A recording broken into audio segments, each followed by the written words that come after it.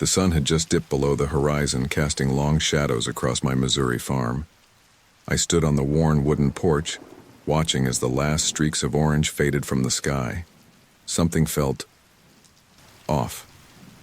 The usual chorus of crickets and frogs was oddly muted, as if the very air had thickened, muffling the sounds of the evening. I've lived on this land for going on 30 years now, and I know every inch of it like the back of my hand. But tonight, as darkness crept in, the familiar fields and tree line took on an alien quality. The cornstalk stood unnaturally still, not a single leaf rustling in the oppressive calm.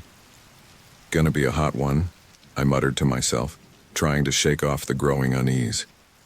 But deep down I knew this wasn't just the weather. There was something else. Something I couldn't quite put my finger on. I was about to head back inside when I heard it. A sound that made my blood run cold and the hairs on the back of my neck stand straight up. It started low, almost beyond the range of hearing, then rose to a piercing wail that echoed across the fields. A howl, but like nothing I'd ever heard before. Not a coyote, not a wolf. Hell, we don't even have wolves around these parts anymore.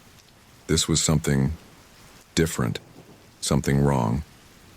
The sound faded, leaving behind a silence even more unsettling than before. I stood frozen, straining my ears, half expecting, hoping, that I'd imagined it. But then it came again, closer this time. My hands gripped the porch railing, knuckles white. "What in God's name?" I whispered. I fumbled for the porch light switch, flooding the immediate area with harsh yellow light. It did little to penetrate the inky blackness beyond, and somehow made the shadows at the edge of the property seem even darker by comparison. Shaking my head, I stepped back inside, latching the screen door behind me. "You're letting your imagination run wild, old man," I chided myself. But I couldn't shake the chill that had settled deep in my bones. "Brutus, Daisy, time for your walk," I called out, hoping the routine would help calm my nerves. Usually my two labs would come bounding at the sound, tails wagging and ready for their evening constitutional. But tonight, silence greeted me. "Brutus? Daisy?" I called again, a note of worry creeping into my voice. I made my way through the house, checking their usual spots. I found them huddled together in the mudroom, tails tucked between their legs. Brutus, my big male, let out a low whine as I approached. "Hey now, what's got into you two?" I asked, crouching down to scratch behind Brutus's ears. He flinched at my touch, something he'd never done before. Daisy just stared at me with wide, frightened eyes. "Come on, guys, let's go out." I grabbed their leashes from the hook by the door, but neither dog budged. Brutus actually growled when I tried to clip his leash on, a sound I'd never heard from him before. All right, I said, backing off. "We'll skip it tonight." But their behavior only heightened my unease. These were farm dogs, used to all manner of wildlife. What could have them so spooked? I made my way to the kitchen, thinking a cup of coffee might settle my nerves. As I waited for the pot to brew, I found myself staring out the window into the darkness. The full moon hung low and bloated in the sky, casting an eerie glow across the land. And then I saw it. A shadow, moving at the edge of the forest. Too big to be a deer, too wrong to be a bear. It seemed to shift and change as it moved, sometimes on all fours, sometimes rising up in a way that was almost human. I blinked hard, convinced my eyes were playing tricks on me. When I looked again, the shadow was gone. But other shapes seemed to dance and twist in the moonlight, as if the very darkness itself had come alive. My heart was pounding now, mouth dry. I tried to rationalize what I'd seen, a trick of the light, an overactive imagination fueled by that strange howl. But deep down, I knew. Something was out there, something that shouldn't be.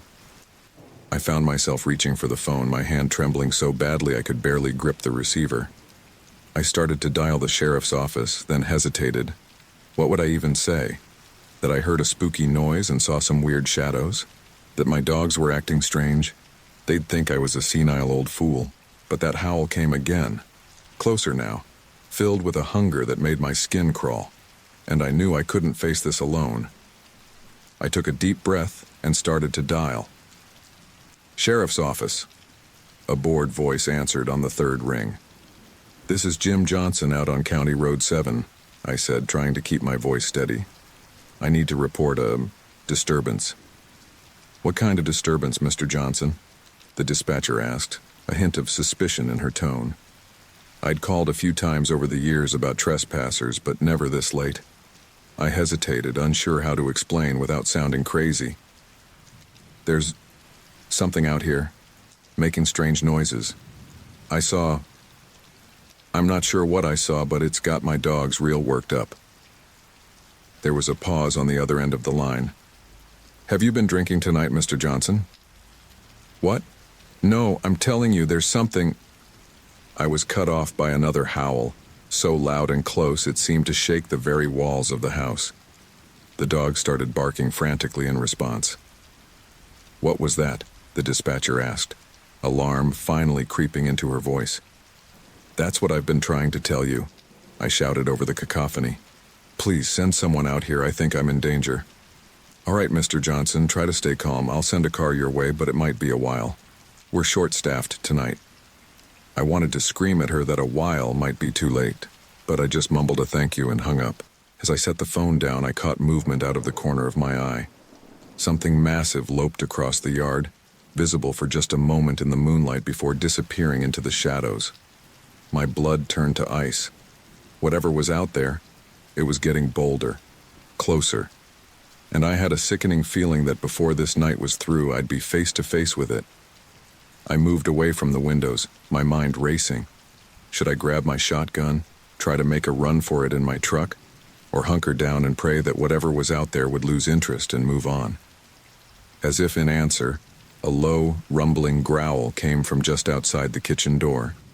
My dogs fell silent, their fear palpable, and I knew, with a certainty that chilled me to my core, that my quiet life on this farm was about to change forever. The growl outside my kitchen door had faded, but the silence that followed was somehow worse.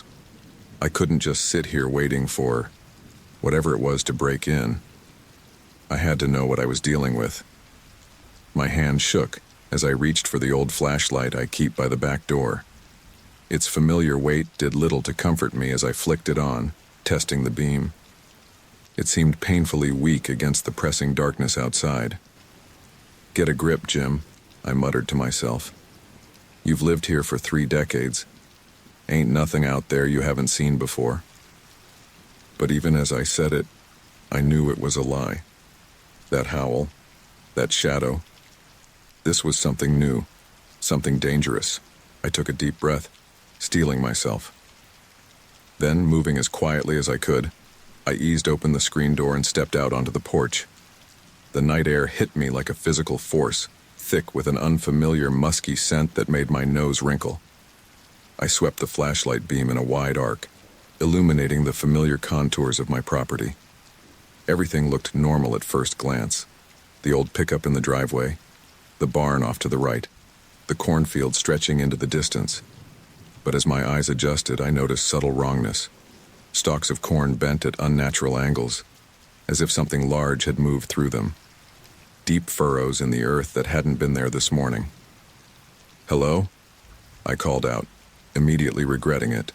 My voice sounded thin and scared, even to my own ears. "Is anyone there?" Only silence answered me. But it was an expectant silence, as if the very night was holding its breath. I took a tentative step off the porch, my boots crunching on the gravel. The sound seemed impossibly loud in the stillness. I swung the flashlight towards the tree line at the edge of my property, about 100 yards away. And then I saw them. 2 pinpricks of light, reflecting my flashlight beam. Eyes, staring right at me from the edge of the forest. My blood ran cold. Those eyes were too high off the ground to belong to any normal animal. And the way they glowed, it was like looking into the gates of hell itself.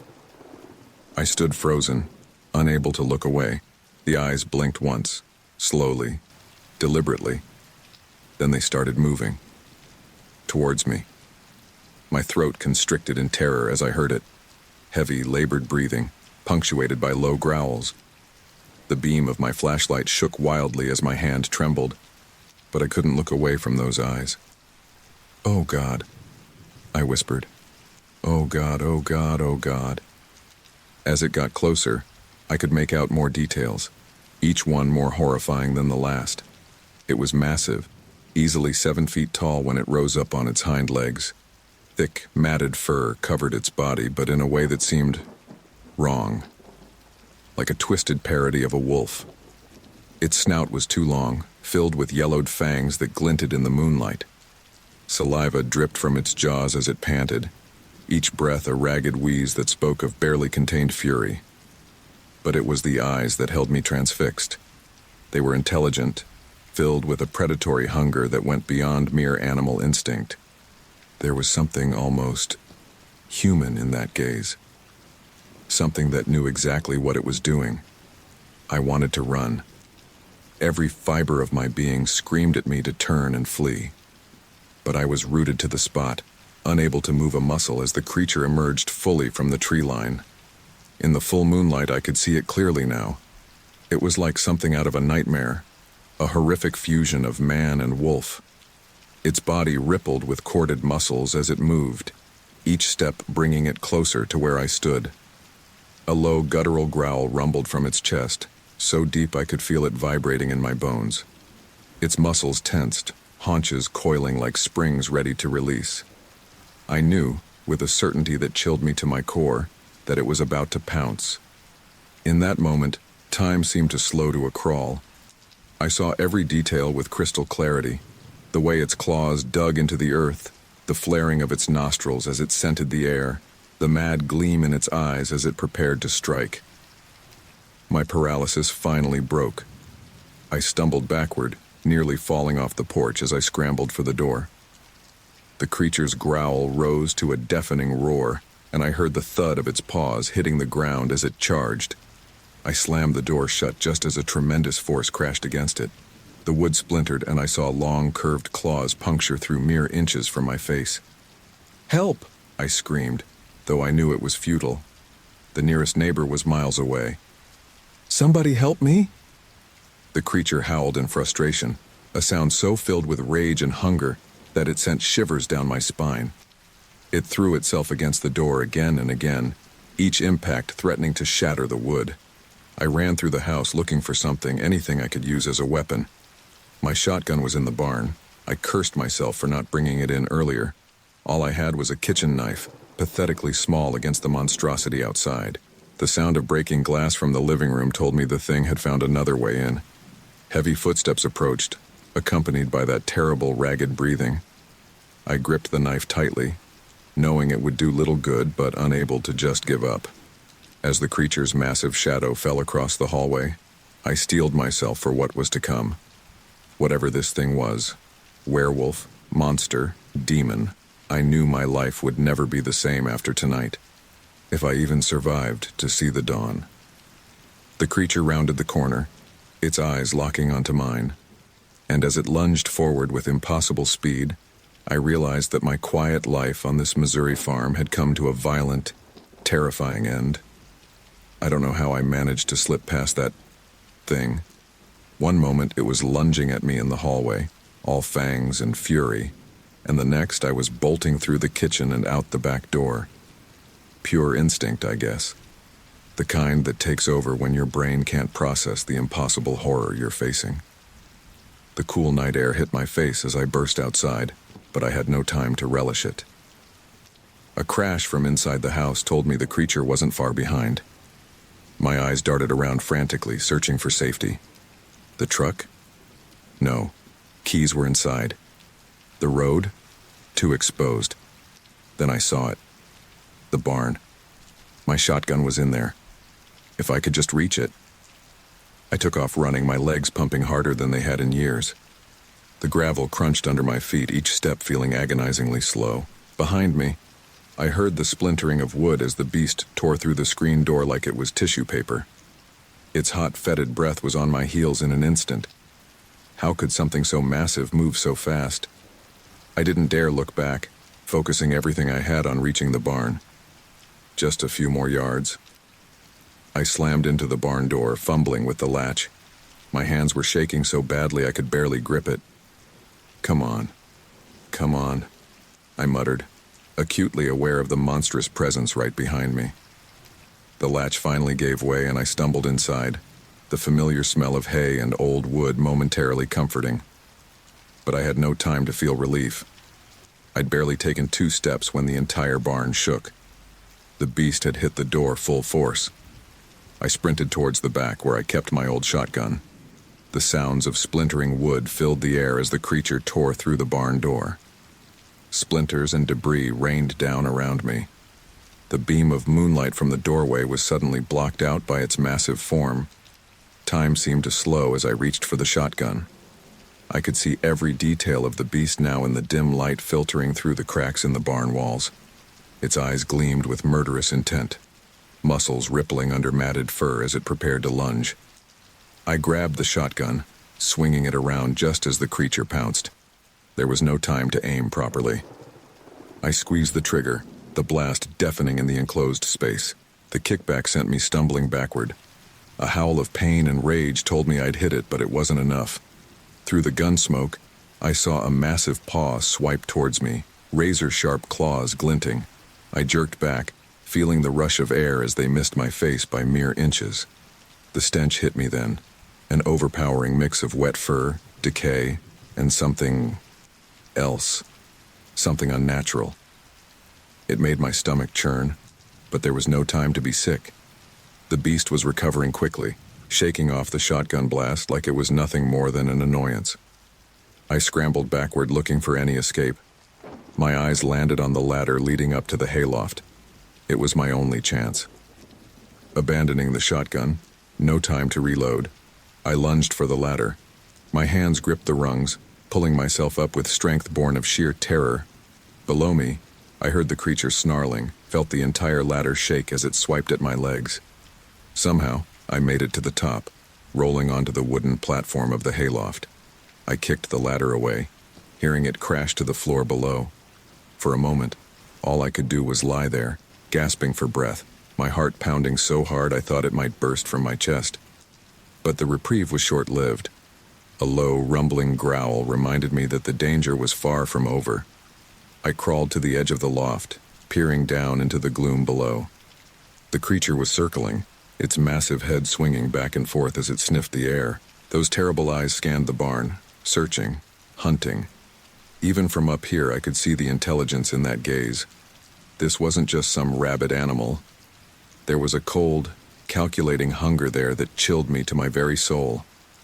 I held my breath, pressing myself flat against the wooden planks. The dust and hay made my nose itch, threatening to betray my position. Every muscle in my body was tense, ready to move at the slightest indication that the beast had spotted me. Minutes ticked by, feeling like hours. The creature continued its search, occasionally letting out frustrated growls that shook the entire barn. I could hear its claws scraping against the floor, the heavy thud of its footsteps as it moved. At one point, it reared up on its hind legs, placing its front paws on a support beam. Its head was now barely 10 feet below me. I could see every detail of its grotesque face. The elongated snout, the yellowed fangs, the patches of fur that seemed to shift between animal and human. Its nostrils flared, and for one heart-stopping moment, I was sure it had caught my scent. But then it dropped back down, resuming its pacing. I don't know how long I lay there, hardly daring to breathe. My mind raced, trying to make sense of what was happening. Werewolves weren't real. They couldn't be. And yet, the evidence was right below me. Snarling and sniffing and very, very real. As the adrenaline began to ebb, the pain set in. My muscles ached from the frantic run and climb. I could feel bruises forming where I'd slammed into the barn door. And there was a stinging sensation on my calf. Had those claws grazed me after all? But I couldn't focus on that now. I had to figure out how to get out of this alive. The creature showed no signs of giving up its search. Sooner or later it would find a way up here. And then what? I scanned the hayloft, looking for anything I could use as a weapon. Old farm tools, frayed rope, moldy hay bales. Nothing that would do much against that monstrous strength. A sudden crash from below made me start. The beast had knocked over a stack of crates, sending tools scattering across the floor. Its frustration was growing, and with that frustration came an increase in its savage intensity. I closed my eyes, trying to calm my racing thoughts. I had to think, had to find a way out of this nightmare. Because one thing was becoming increasingly clear: this night was far from over, and my survival was anything but certain. As I lay there, listening to the creature's movements below, I couldn't shake the feeling that this was just the beginning. I don't know how long I lay there in the hayloft, my heart pounding so hard I was sure the beast below could hear it. But as the minutes stretched on, a horrible realization dawned on me. I couldn't stay here forever. Sooner or later, that thing would find a way up, or I'd have to come down. Neither option seemed particularly appealing. My eyes darted around the loft, searching for any possible escape route. That's when I noticed the small window near the peak of the roof. It was barely more than a narrow opening to let out heat, but it was my only chance.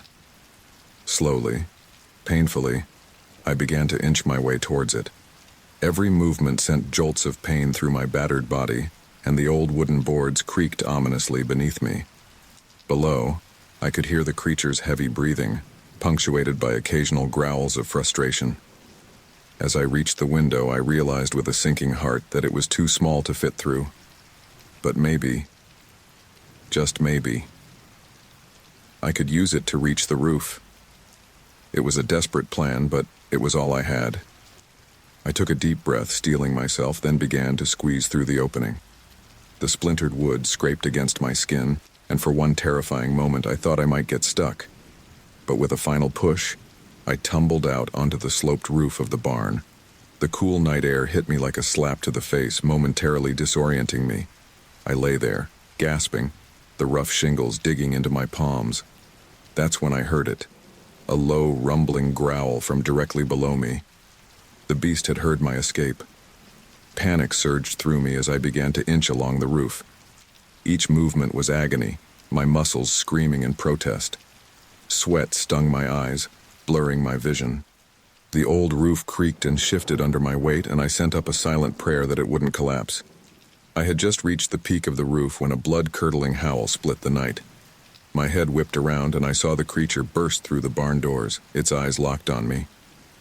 In that moment, I saw not just hunger in its gaze, but a terrifying intelligence. It knew exactly where I was and what I was trying to do.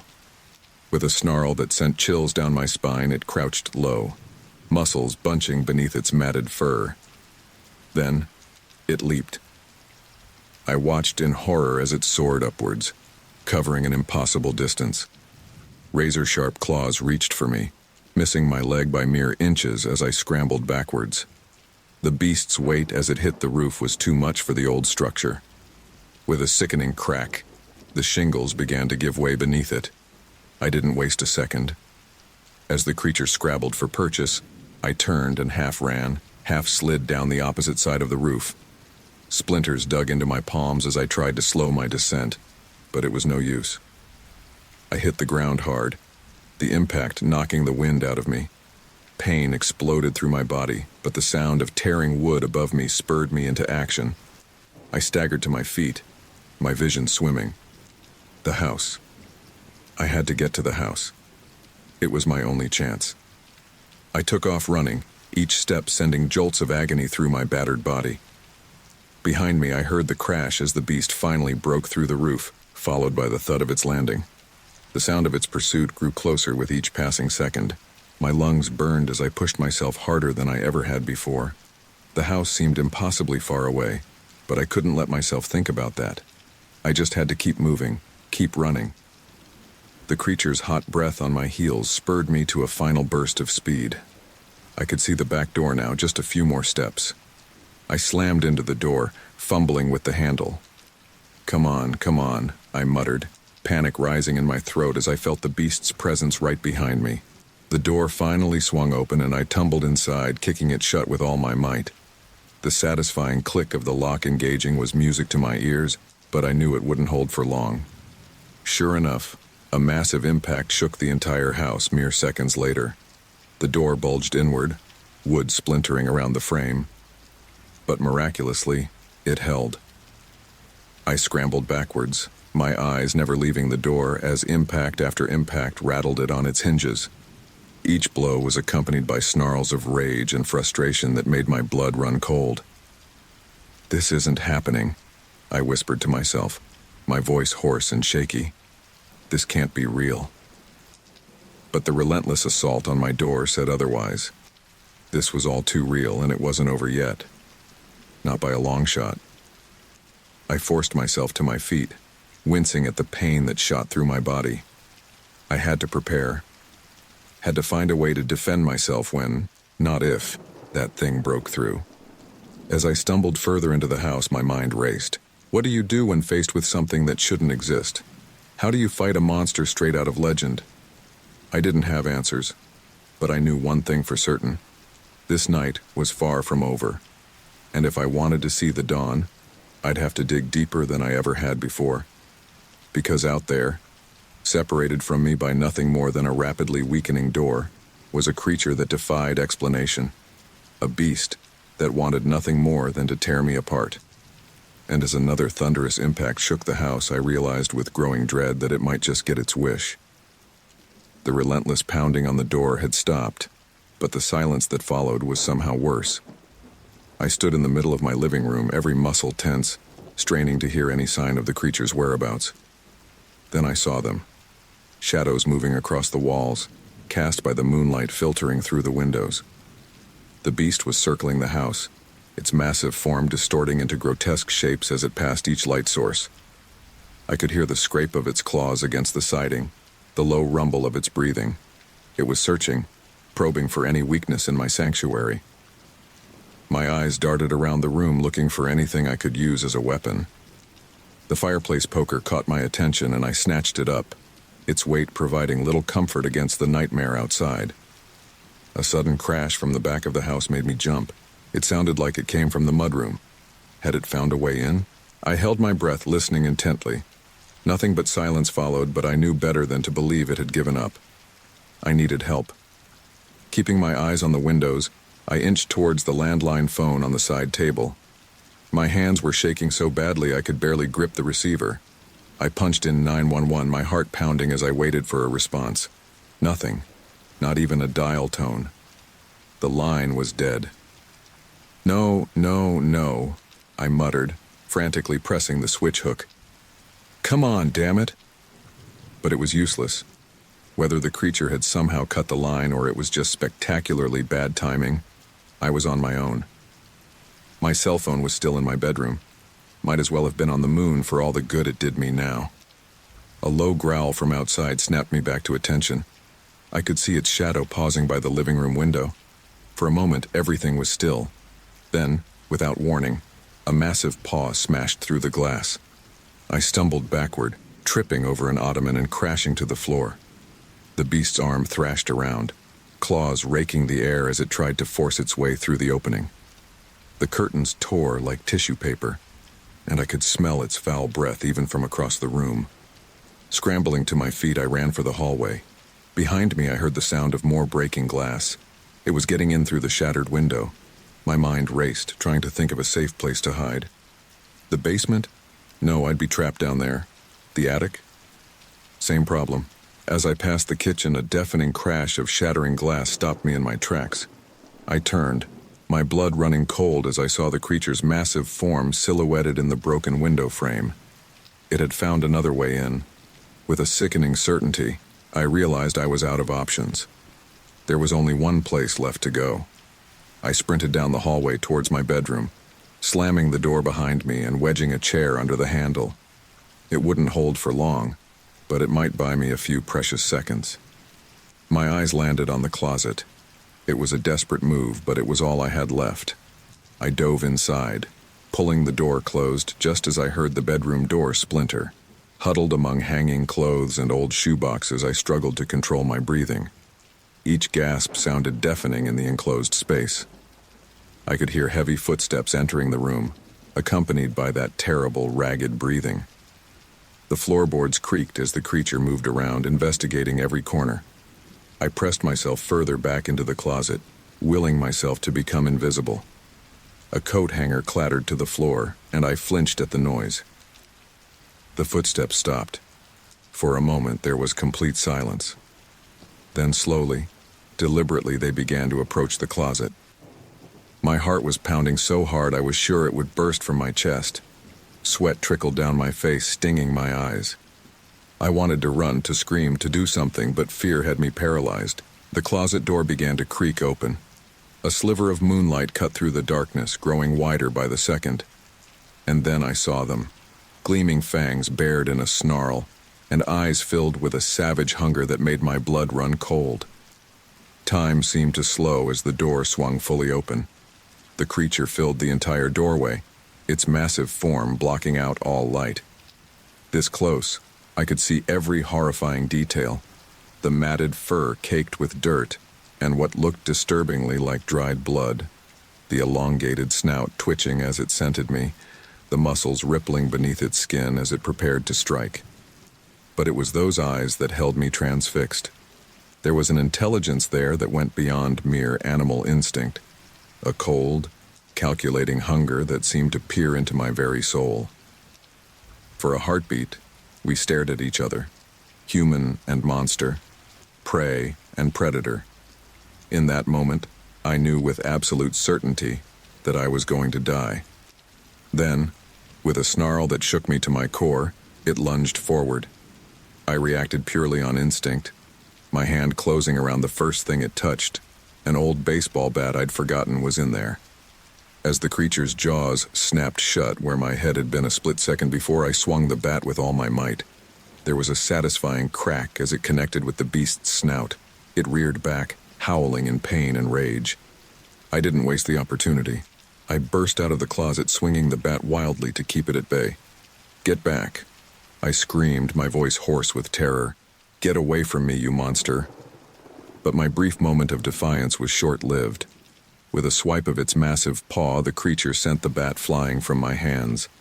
I found myself backed against the wall, nothing left between me and certain death. As it advanced, saliva dripping from its jaws, I closed my eyes. This was it. The end of everything.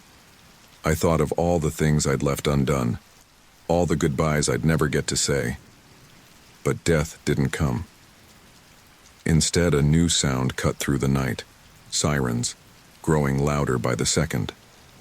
The cavalry had arrived, far too late to be of any real help, but it was enough to give the creature pause. Its head swung towards the window, ears twitching at the approaching noise. For a moment it seemed torn between finishing me off and avoiding discovery.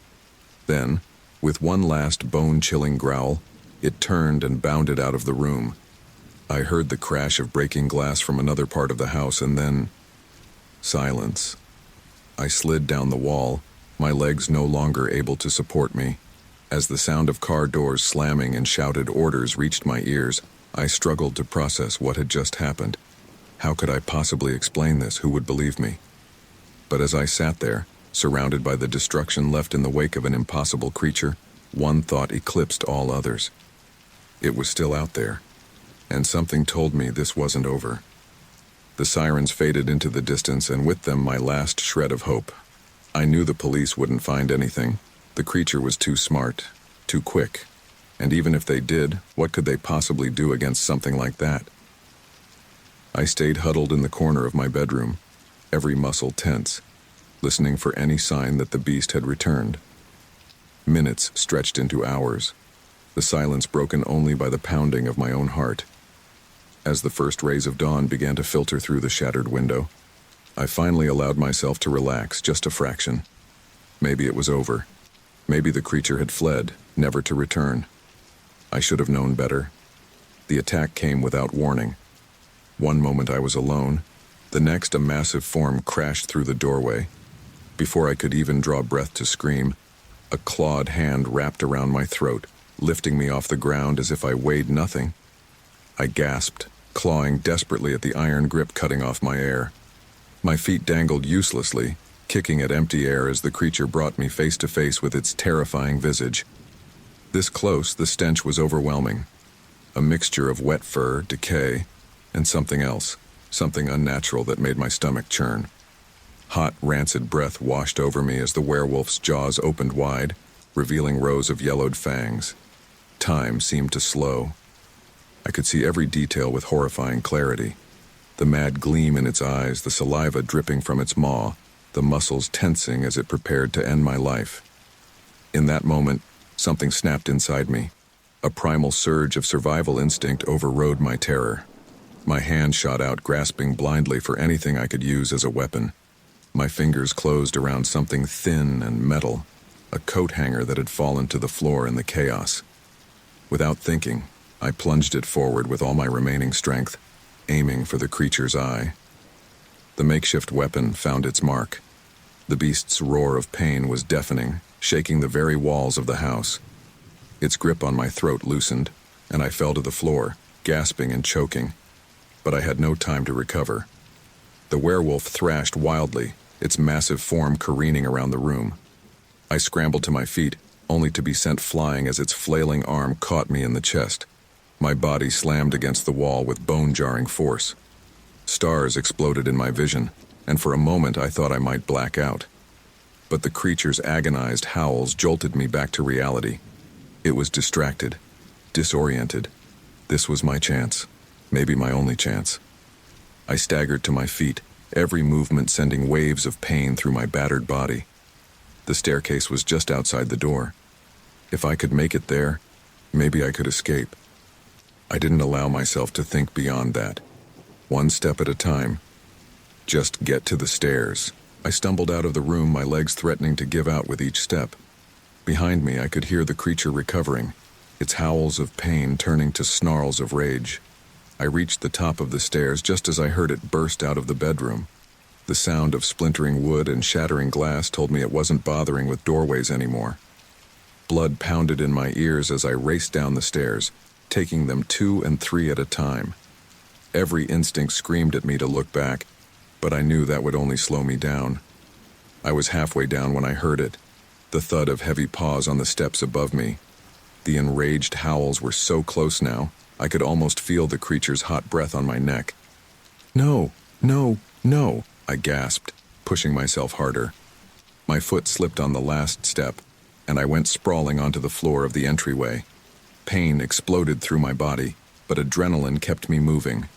I scrambled forward on hands and knees, reaching for the front door. My fingers had just closed around the handle when a weight slammed into me from behind. I was sent flying, crashing into the coat rack by the door. Dazed, I looked up to see the werewolf looming over me. The coat hanger still protruded from its eye socket, blood matting the fur around the wound. But if anything, the injury had only made it more ferocious. It advanced slowly, savoring the moment. I pressed myself against the wall, searching desperately for anything I could use to defend myself.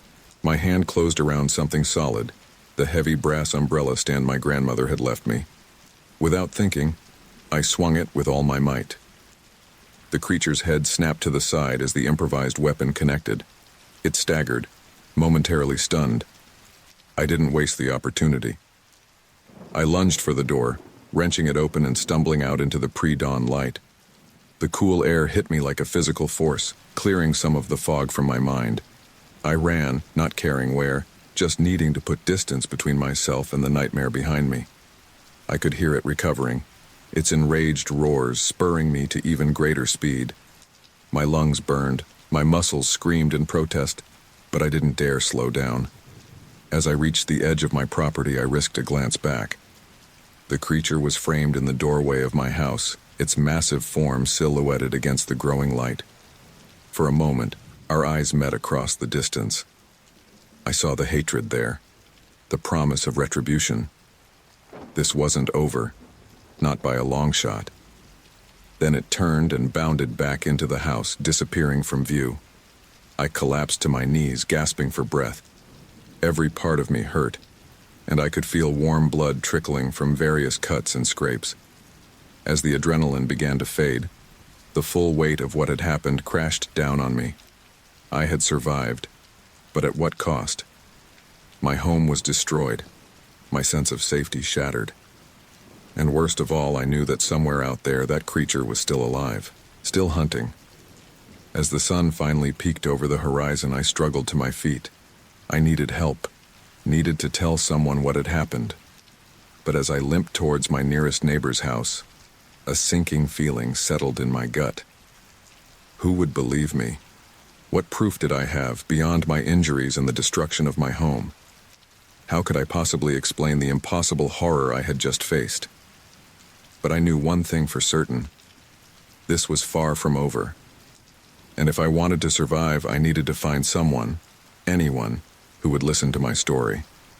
My legs burned as I stumbled back towards my house. The neighbor's disbelieving face and worried glances still stung, but I couldn't blame them. If I hadn't lived through it myself, I wouldn't have believed it either. A werewolf? Son, I think you need to lie down. Maybe we should call an ambulance. But I knew there was no time for that. The creature was still out there, and something told me it wasn't finished with me yet. I needed to prepare. As I limped up the driveway, the extent of the destruction became painfully clear.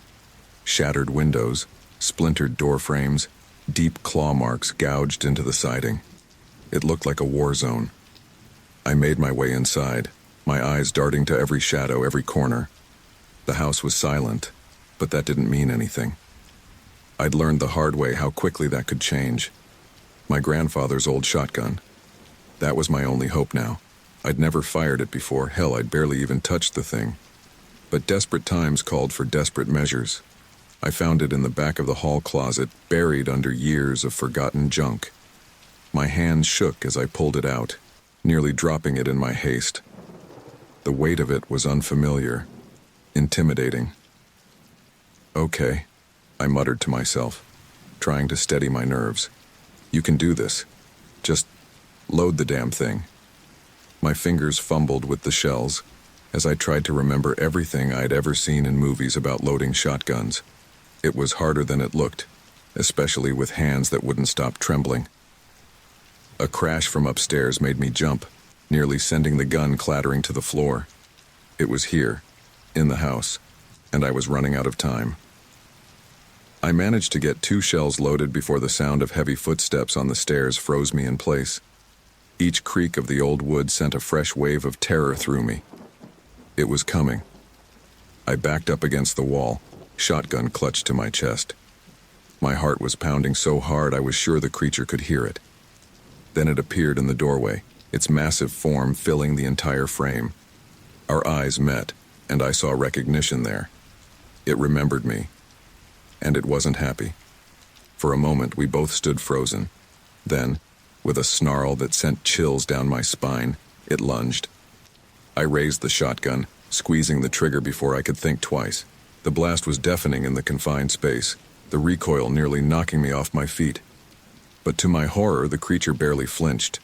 The shot had torn into its shoulder, leaving a bloody mess of matted fur, but it didn't slow its charge one bit. I stumbled backward, frantically trying to chamber another round. But my hands were shaking too badly, my fingers slick with sweat. The beast was on me before I could fire again. A massive paw sent the shotgun flying from my grasp, leaving me defenseless. Panic overwhelmed me as I realized I was out of options. No more tricks, no more last-minute escapes. This was it. I turned to run, but I knew it was futile. There was nowhere left to go. Searing pain ripped through my arm as claws tore into flesh. I screamed, the sound barely human to my own ears. I hit the ground hard, the creature's weight pinning me down. This was the end. I closed my eyes, waiting for the final blow. But it didn't come. Instead, a new sound cut through the chaos. Sirens, growing louder by the second. The weight on my back suddenly lifted. I heard the creature's growl, tinged with what sounded almost like frustration. Then, just as quickly as it had appeared, it was gone. The sound of breaking glass from another room told me it had made its escape. I lay there on the floor, my arm throbbing, unable to fully process what had just happened. I was alive. Somehow, against all odds, I had survived. As the sound of car doors slamming and shouted orders filled the air outside, I struggled to my feet. How could I possibly explain this?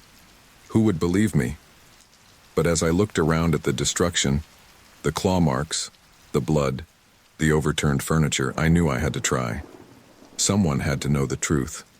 Someone had to believe me.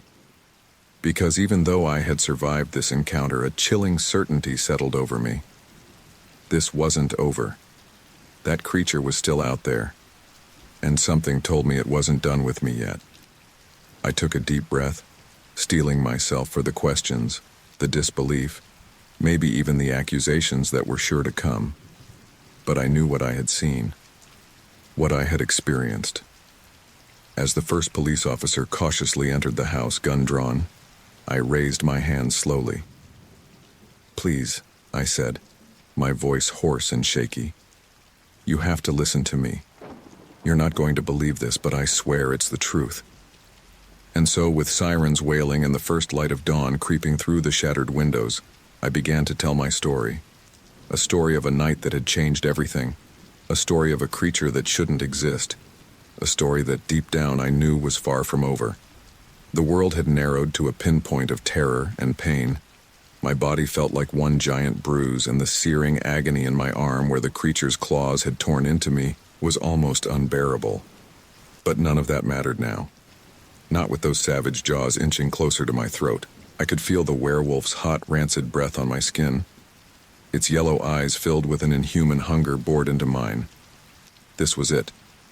The end. After everything I'd been through, all the near misses and desperate escapes, I was going to die here, on my own living room floor. My vision began to blur.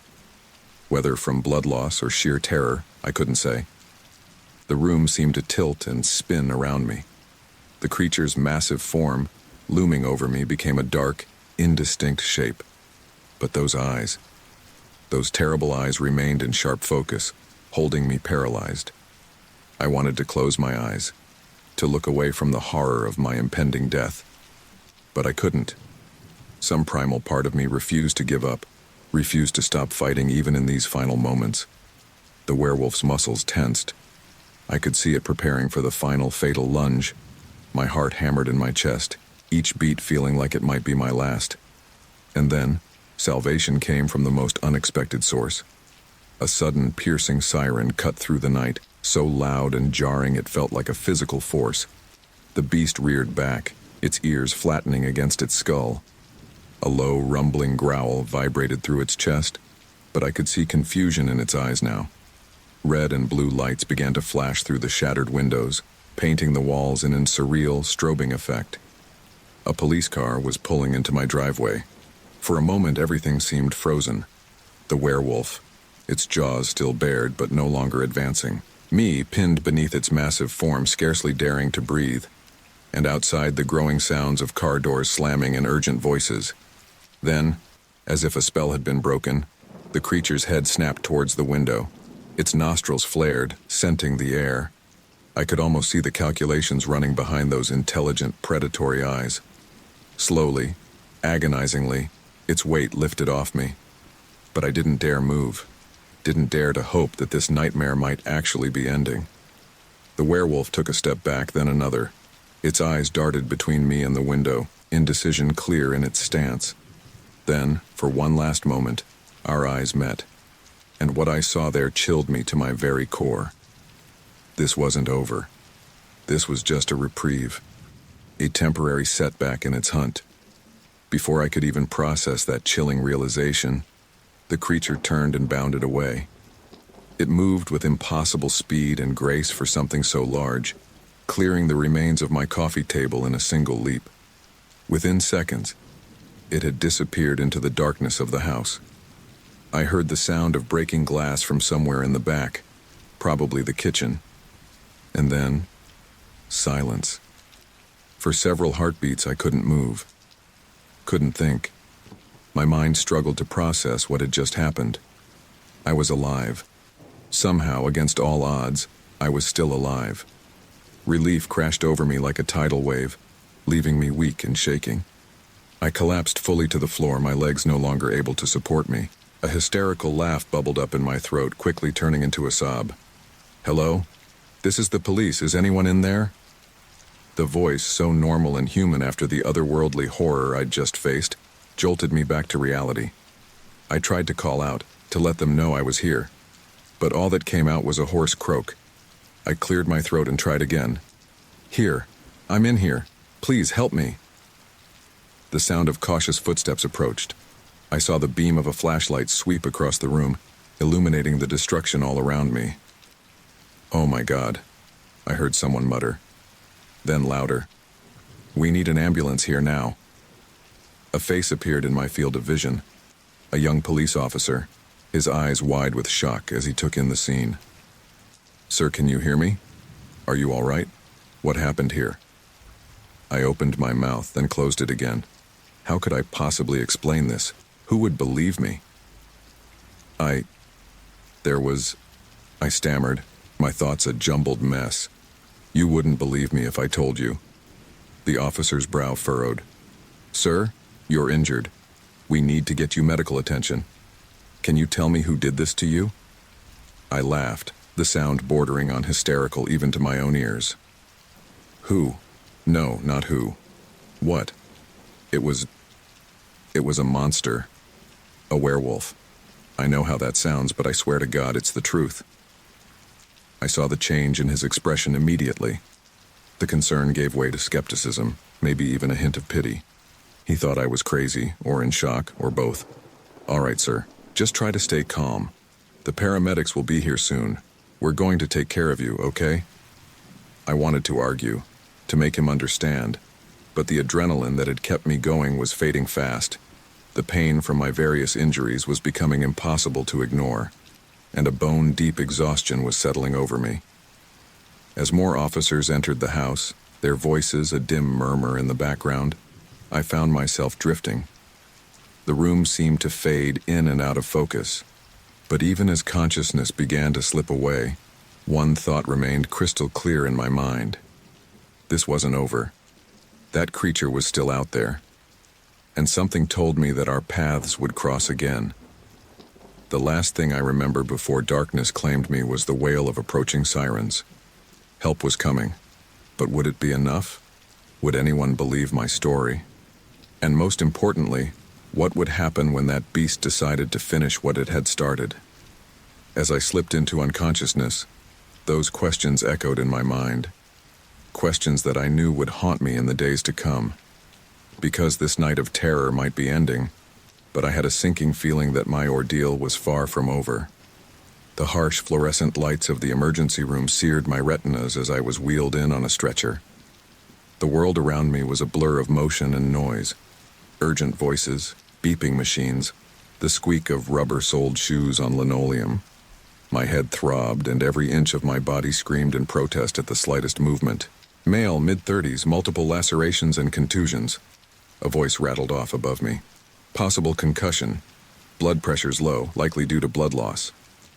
I tried to focus, to make sense of what was happening, but my thoughts were as fragmented as the shattered windows of my home. Home. The werewolf. The attack. It all came rushing back in a flood of terrifying images. Sir? Can you hear me? A face swam into view. A nurse, her brow furrowed with concern. Can you tell me your name? I opened my mouth to respond, but my voice came out as a hoarse croak. My throat felt raw, as if I'd been screaming for hours. Maybe I had been. It's okay, the nurse soothed, patting my arm gently. Just try to relax. We're going to take good care of you. The next few hours passed in a haze of examinations, stitches, and pain medication.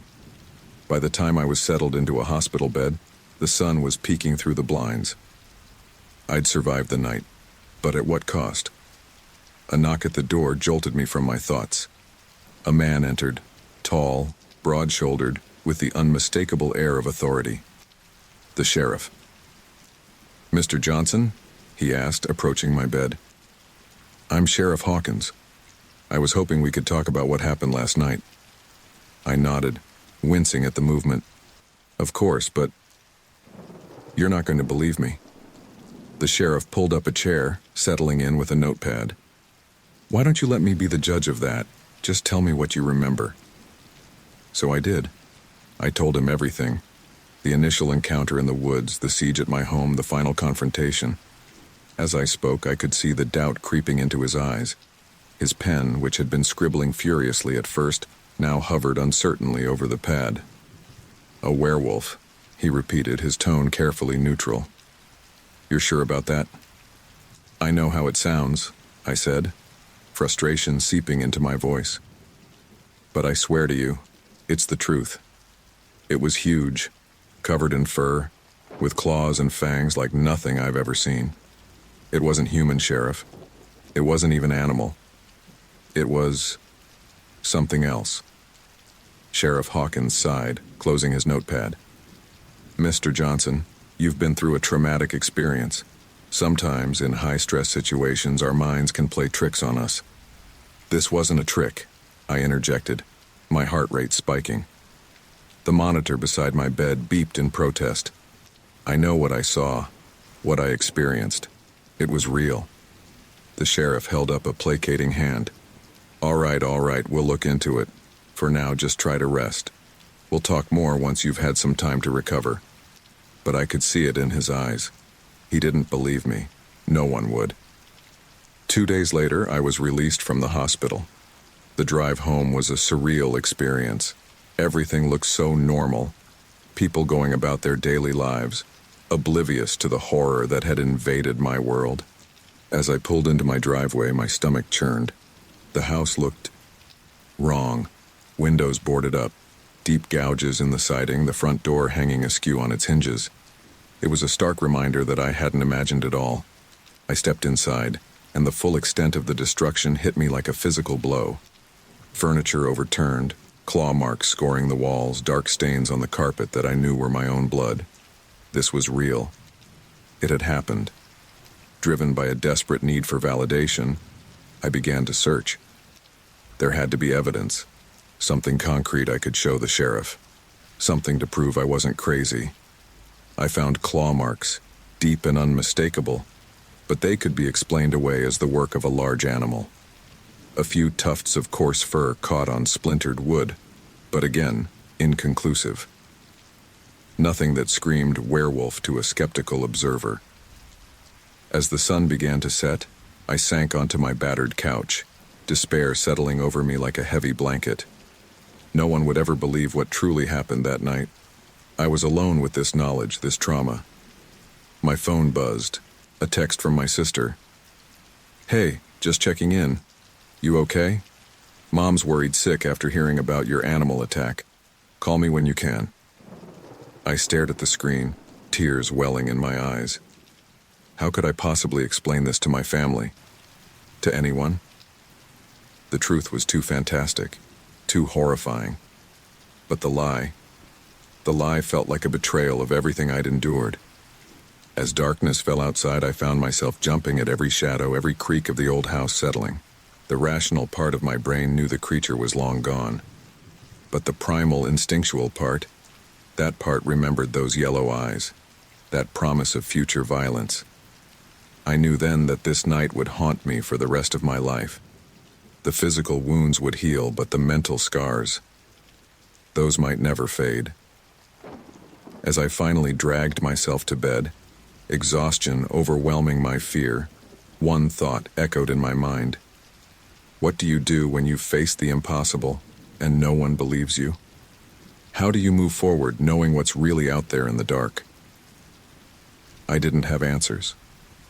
But as I drifted off into an uneasy sleep, I knew one thing for certain. My life would never be the same again. The world had changed, whether anyone else realized it or not. The rhythmic thud of the hammer echoed through the quiet neighborhood as I nailed another board across my living room window.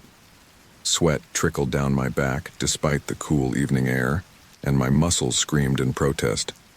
I'd been at this for hours, methodically sealing off every potential entry point to my home. A voice in the back of my mind whispered that this was futile, that if the creature wanted in, a few pieces of plywood wouldn't stop it. But I couldn't shake the overwhelming need to do something, anything, to feel safer. As I stepped back to survey my work, Mrs. Henderson from next door approached cautiously. Her eyes darted between me and the boarded-up windows, concern etched on her face. "Everything all right, dear?" she asked, her voice tinged with worry. "I heard about the break-in. Such a terrible thing to happen."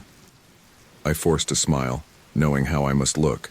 Disheveled, sleep-deprived, hammering boards to my windows like a madman. "Just taking some precautions, Mrs. Henderson. You can never be too careful these days."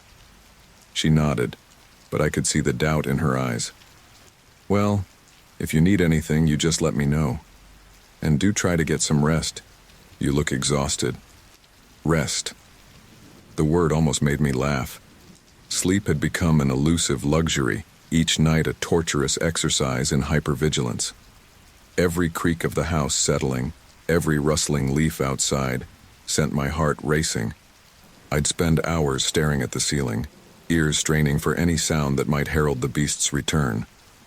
As darkness fell, I retreated inside, double and triple checking every lock. The house felt like a fortress now, but also a prison. I couldn't shake the feeling of being trapped, cornered. I settled into my armchair, shotgun across my lap. The weapon was more for comfort than any real sense of security. I knew now how little effect it had had on the creature, but its weight was reassuring nonetheless. Hours ticked by, marked only by the steady ticking of the clock on the mantel. My eyes burned with exhaustion, but I fought against the pull of sleep. Sleep meant vulnerability. Sleep meant nightmares. A sudden sound outside made me bolt upright, gun at the ready. Heart pounding, I crept to the window, peering through a gap in the boards. Nothing. Just the wind rustling through the trees. I sank back into the chair, a hysterical laugh bubbling up in my throat. This couldn't go on. I was falling apart, jumping at shadows. As dawn broke, I finally allowed myself to doze off, only to be jolted awake by my alarm a few hours later. Another day, another battle against exhaustion and paranoia. I dragged myself through my morning routine, knowing I needed to make an appearance in town. Supplies were running low, and isolation would only fuel the gossip that was undoubtedly already circulating. The walk to the local grocery store felt like running a gauntlet. Every face that turned my way seemed to hold a mixture of curiosity and judgment. I could almost hear their thoughts. "There goes crazy old Johnson. Did you hear about his wild animal attack story?" As I perused the aisles, picking up essentials, I couldn't help but overhear a conversation between two women nearby. "Swears up and down it was some kind of monster," one whispered, not quite quietly enough. "Sheriff thinks he might have hit his head during the break-in, addled his brains a bit." "Poor thing," the other replied. "Living all alone out there, it's no wonder his mind's playing tricks on him." Shame burned my cheeks as I hurried past them, keeping my head down. Part of me wanted to confront them, to make them understand the truth of what I'd experienced, but I knew it was pointless. Without proof, I was just the town crackpot spinning tales of monsters in the woods. Back home, I found myself standing before the bathroom mirror, shirt off, examining the scars that now crisscrossed my body. My fingers traced the longest one on my arm, still red and angry-looking. These were real. Tangible proof of my encounter. But even these could be explained away as the result of a normal animal attack or a violent break-in. Nothing here screamed werewolf to a skeptical observer. As night fell once again, I resumed my vigil in the living room. The full moon hung low and heavy in the sky, casting long shadows across the yard. I couldn't help but wonder, did the lunar cycle affect this creature as it did in the old stories? Was it out there now, transformed and hungry? My question was answered in the most chilling way possible. A howl, distant but unmistakable, echoed across the fields. It was a sound unlike anything I'd ever heard before. Not quite wolf, not quite human, but something in between, something wrong. Ice flooded my veins as I realized the truth that I'd been trying to deny. It wasn't over. The creature was still out there, and somehow I knew with bone-deep certainty that our paths would cross again. I spent the rest of the night in a state of heightened alertness, my mind racing with possibilities. Should I run? Try to start over somewhere new? But deep down I knew it wouldn't matter.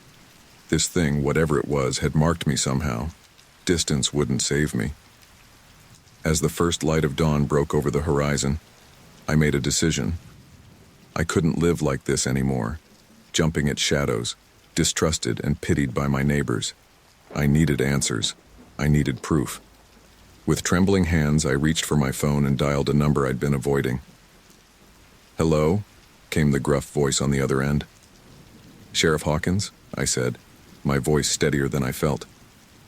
"It's Johnson. I think I'm ready to show you something. Something that might help explain what really happened that night." There was a long pause before he replied. "All right, Johnson. I'll be there in an hour. This better be good." As I hung up, a mix of fear and determination settled over me. I didn't know if what I was about to do would help or only serve to further discredit me. But I knew one thing for certain. I couldn't face this alone anymore. Something had to change. And as I waited for the sheriff to arrive, I steeled myself for what was to come. Because one way or another, this day would mark a turning point. The day had been long, filled with the usual chores that come with running a small farm in rural Montana. As the sun dipped below the horizon, painting the sky in hues of orange and purple, I made my way to the barn for one last check on the animals before turning in for the night. The air was crisp, carrying the scent of pine and freshly cut hay. It was a peaceful evening, just like any other. Or so I thought. As I approached the weathered red barn, something felt off. The usual chorus of crickets had fallen silent, and even the gentle rustling of leaves seemed to have stilled. An eerie quiet blanketed the farm, broken only by the soft crunch of gravel beneath my boots. I reached for the barn door, my calloused hand wrapping around the familiar metal handle. That's when I saw it. A massive shadow, impossibly large and moving with unnatural speed, darted across the barn's interior wall. My body went rigid, every muscle tensing as if preparing for fight or flight. My heart, which had been beating steadily moments before, now pounded against my ribcage like a caged animal trying to break free. "Hello?" I called out, my voice barely above a whisper.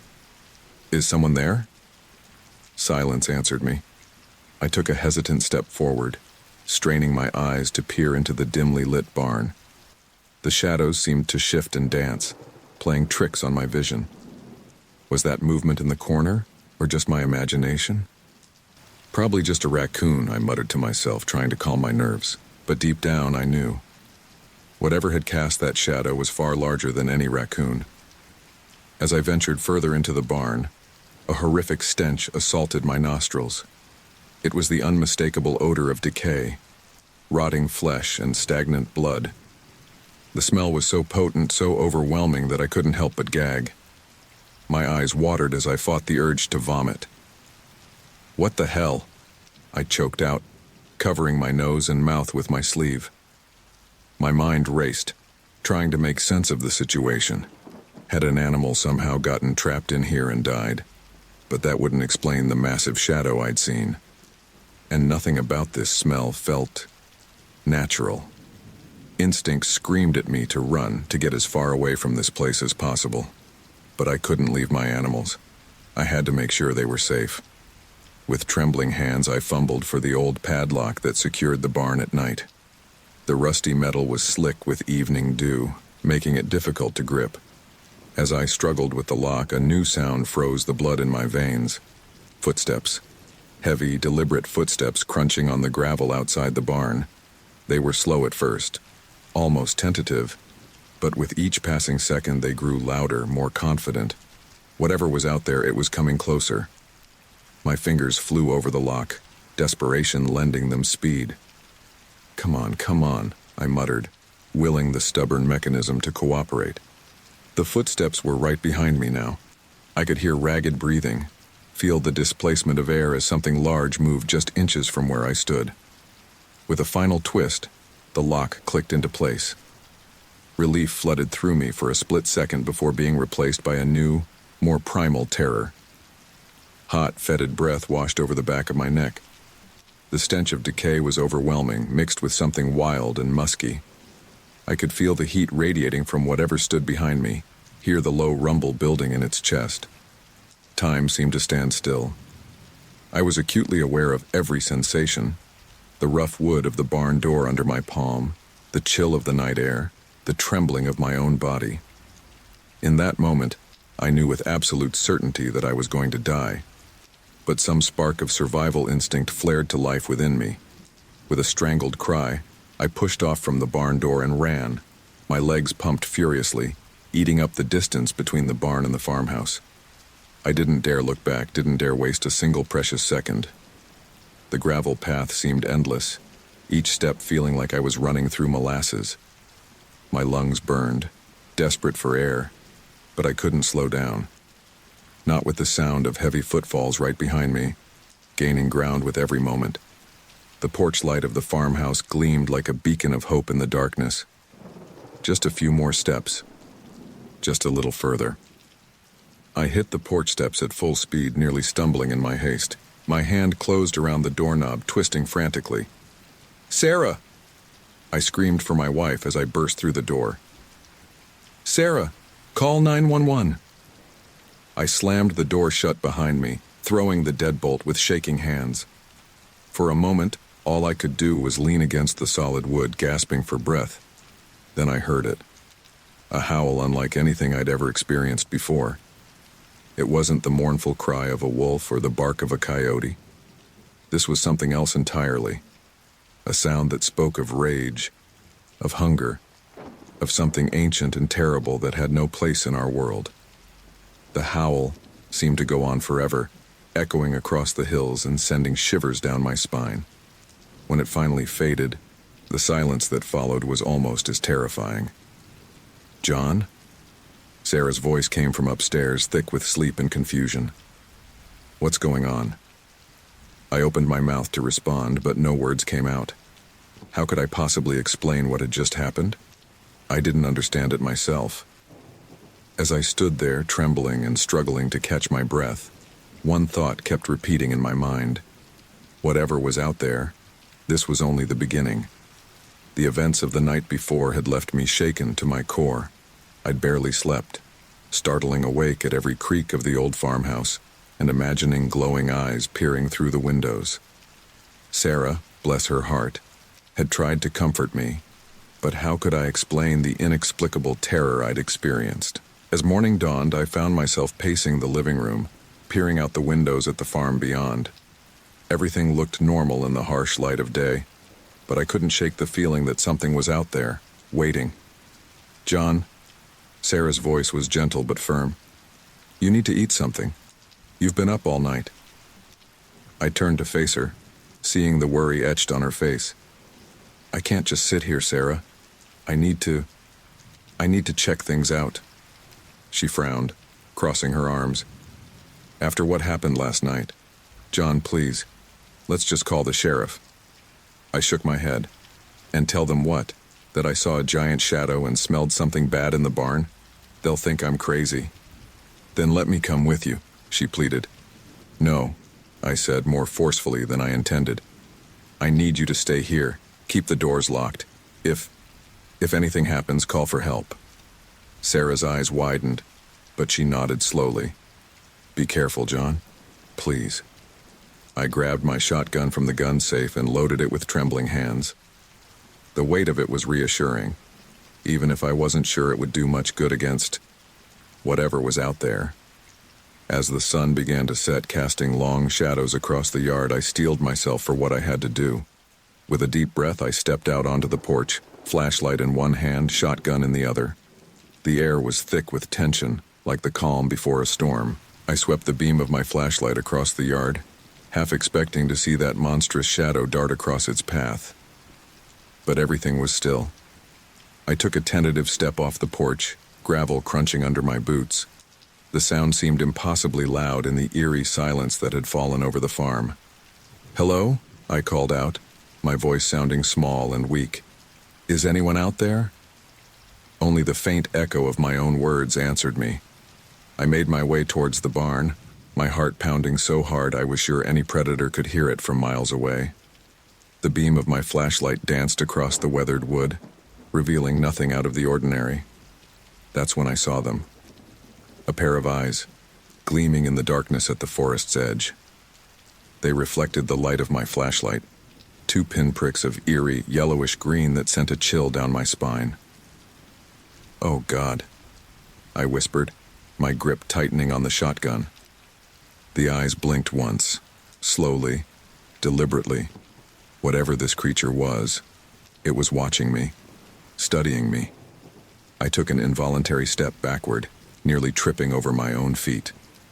My throat felt tight, constricted with fear, and then I heard it, a sound that would haunt my nightmares for years to come, heavy, labored breathing. It wasn't the panting of a dog or the snuffling of a bear. This was something else entirely. Each breath was a ragged wheeze, punctuated by a low, rumbling growl that seemed to vibrate the very air around me. "Stay back," I shouted, trying to inject some authority into my voice. But it came out as more of a strangled plea. The creature in the shadows paid no heed to my warning. Slowly, agonizingly, it began to emerge from the tree line. First came a massive, fur-covered paw, easily the size of a dinner plate. Wickedly curved claws dug into the soft earth, leaving deep gouges in their wake. Then a muscular leg, followed by a broad chest that seemed to ripple with barely contained power. Finally, the head came into view, and I felt my heart skip a beat. It was like a wolf, but wrong. The snout was too long, the teeth too sharp and numerous. And those eyes, they held an intelligence that no animal should possess. An intelligence and a hunger. The beast stood fully revealed now, easily 7 feet tall at the shoulder. Its fur was a mottled gray, matted with what looked horribly like dried blood. Steam rose from its mouth with each panting breath, giving it an even more demonic appearance. I stood frozen, my mind unable to process what I was seeing. This couldn't be real. Creatures like this didn't exist outside of movies and nightmares.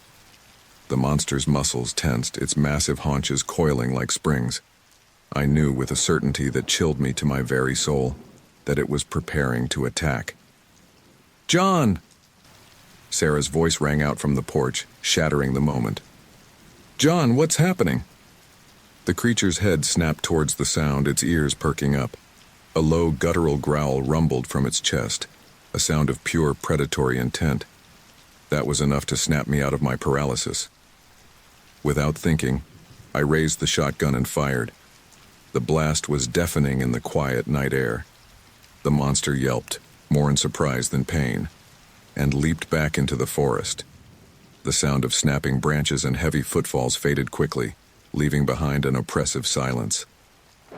I stood there, shotgun still raised, for what felt like an eternity.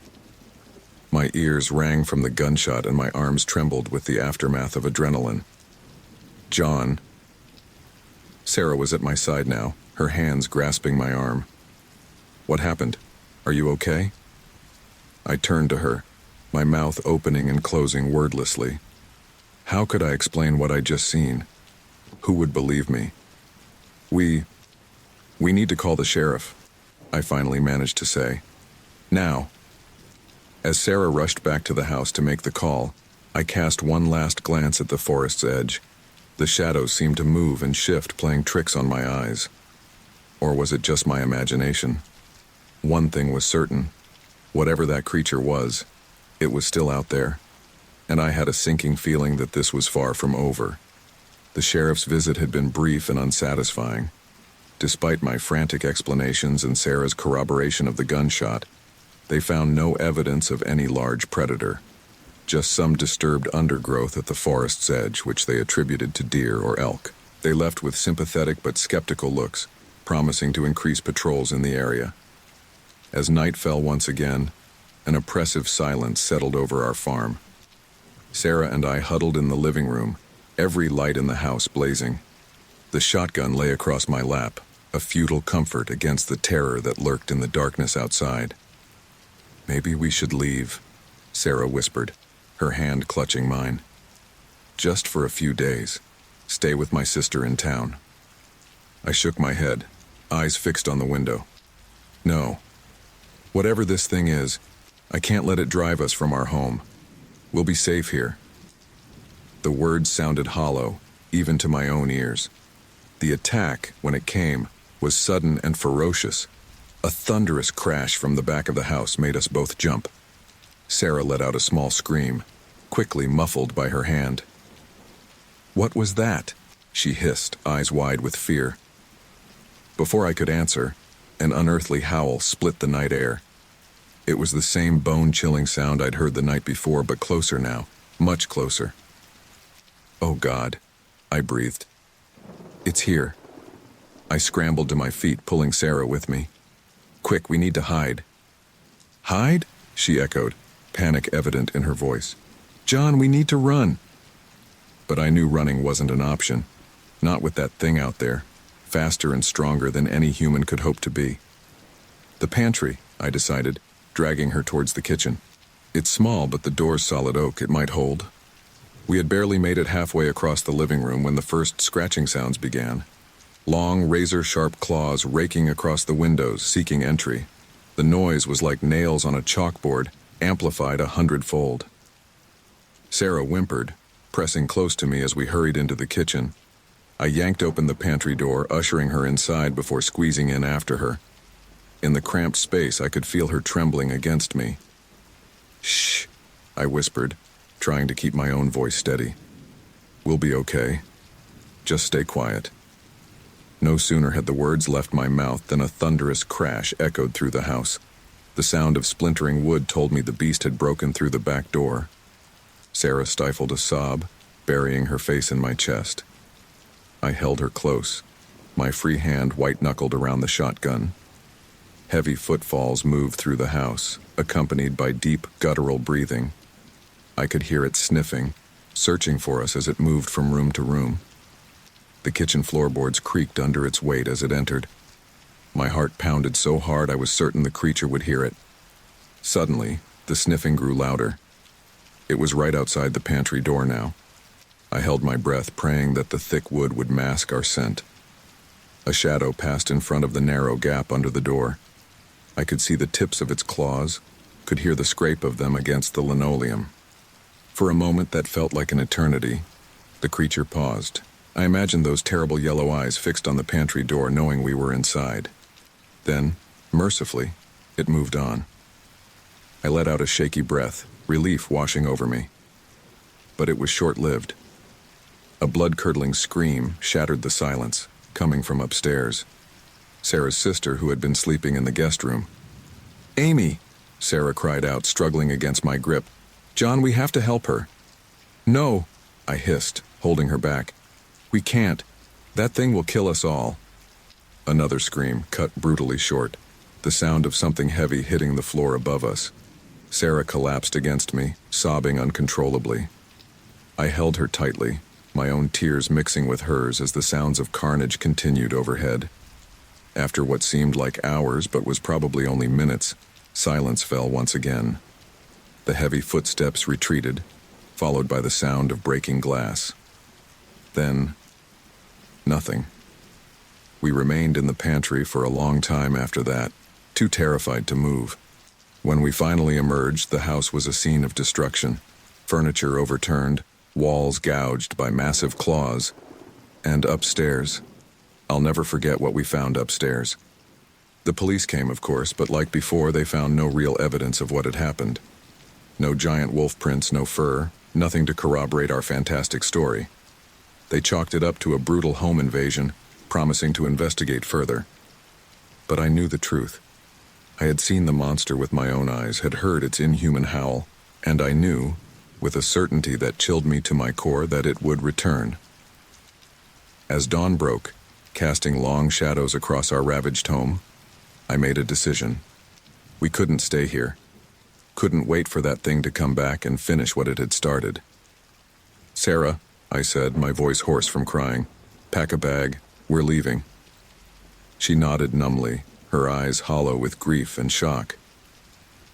As we drove away from the farm, I couldn't shake the feeling that we were being watched, that somewhere in the forest that bordered our property, a pair of hungry yellow eyes was following our departure.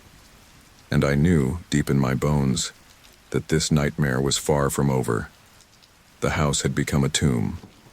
The silence that followed Amy's screams was deafening, broken only by Sarah's muffled sobs and the thundering of my own heartbeat in my ears. We couldn't stay here. We had to get out. "Sarah," I whispered, gently shaking her. "Sarah, we need to move. Now." Her eyes, wide with terror, met mine. She nodded wordlessly, her entire body trembling. I helped her to her feet, my eyes darting constantly to the pantry door. The creature could return at any moment. We had to be quick, had to be silent. "Listen to me," I said, gripping Sarah's shoulders. "We're going to make a run for the truck. Don't stop for anything, understand? No matter what you hear, no matter what you see. Just run." Sarah nodded again, her face pale in the dim light. I took a deep breath, steeling myself for what was to come. With one hand firmly grasping Sarah's and the other clutching the shotgun, I eased the pantry door open. The kitchen was a scene of devastation. Chairs overturned, cabinets ripped from their hinges, our lives strewn across the floor in broken pieces. But it was empty. For now. We crept forward, every creak of the floorboards, setting my nerves on edge. The living room was just ahead, and beyond that, the front door. Our escape. A low growl from upstairs froze us in our tracks. It was still here. "Run!" I hissed, shoving Sarah towards the door. We burst into motion, abandoning all pretense of stealth. I ran blindly through the dark house, desperate to reach my truck outside. Sarah's hand slipped from mine as she sprinted ahead, yanking open the front door. The cool night air hit us like a slap to the face as we tumbled onto the porch. Behind us, I heard the unmistakable sound of claws scrabbling on hardwood. It was coming. "Go! Go!" I yelled, practically pushing Sarah off the porch steps. We raced across the yard, the gravel crunching loudly under our feet. My truck sat there, a bulky silhouette in the moonlight. Just a few more yards.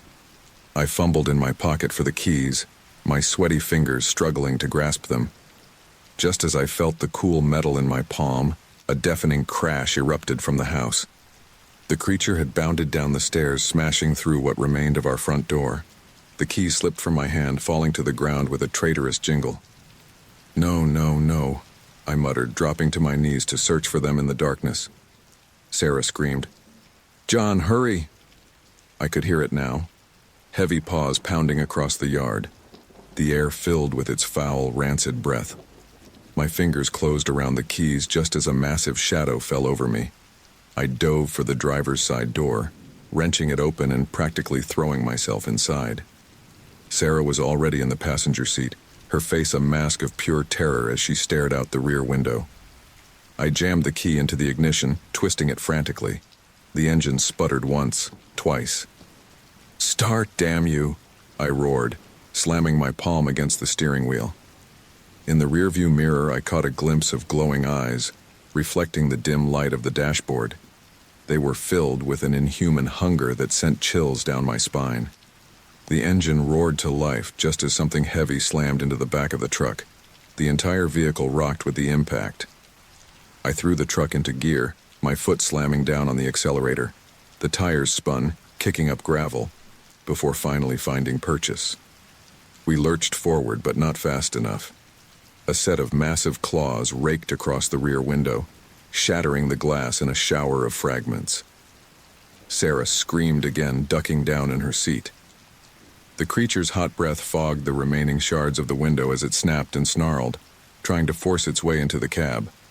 I could smell its fetid odor, a mix of wet dog and rotting meat that made my stomach churn. "Hold on!" I yelled, wrenching the steering wheel to the side. The truck fishtailed, tires screaming in protest. For a heart-stopping moment, I thought we might flip, but then we straightened out, picking up speed as we careened down the dirt road leading away from the farm. In the rearview mirror, I saw the beast stumble and fall, unable to maintain its grip on the speeding vehicle. It quickly regained its footing, bounding after us with impossible speed. "It's still coming," Sarah cried, her voice shrill with panic. I pressed the accelerator to the floor, willing the old truck to go faster. The engine whined in protest, but we slowly began to pull away from our pursuer, The monster's howls filled the air, a sound of rage and frustration that seemed to shake the very trees around us. But gradually, mercifully, they began to fade into the distance. We drove for what felt like hours, neither of us speaking. The adrenaline slowly ebbed from my system, leaving me feeling drained and hollow. My hands shook on the steering wheel, knuckles white from my death grip. Finally, when the first hints of dawn began to lighten the eastern sky, I allowed myself to slow down. We were miles from the farm now, having crossed into the next county. I pulled over to the side of the road, the truck's engine ticking as it cooled. For a long moment, Sarah and I just sat there in silence, trying to process what had happened. "What?" Sarah's voice cracked, and she swallowed hard before continuing. "What was that thing, John?" I shook my head, unable to find the words to describe the nightmare we'd just escaped. "I don't know," I finally managed, "but it's still out there, and I don't think it's going to stop hunting us." As the sun rose, casting long shadows across the unfamiliar landscape, I knew our ordeal was far from over. We were alive, for now. But the memory of those glowing eyes in my rearview mirror told me that our escape was only temporary. The fluorescent lights of the sheriff's office buzzed incessantly, their harsh glow making the bags under my eyes feel even heavier. Sarah sat beside me, her hand clutching mine so tightly it was starting to go numb. But I welcomed the pain. It was a reminder that this was real, that I wasn't trapped in some horrific nightmare. Sheriff Tom Hawkins leaned back in his creaking chair, his weathered face a mask of skepticism. Deputy Miller stood in the corner, arms crossed, his expression a mix of concern and disbelief. "So let me get this straight, John," Sheriff Hawkins began, his tone measured. "You're saying what exactly? A giant wolf attacked your farm?" I swallowed hard, suddenly aware of how dry my mouth was.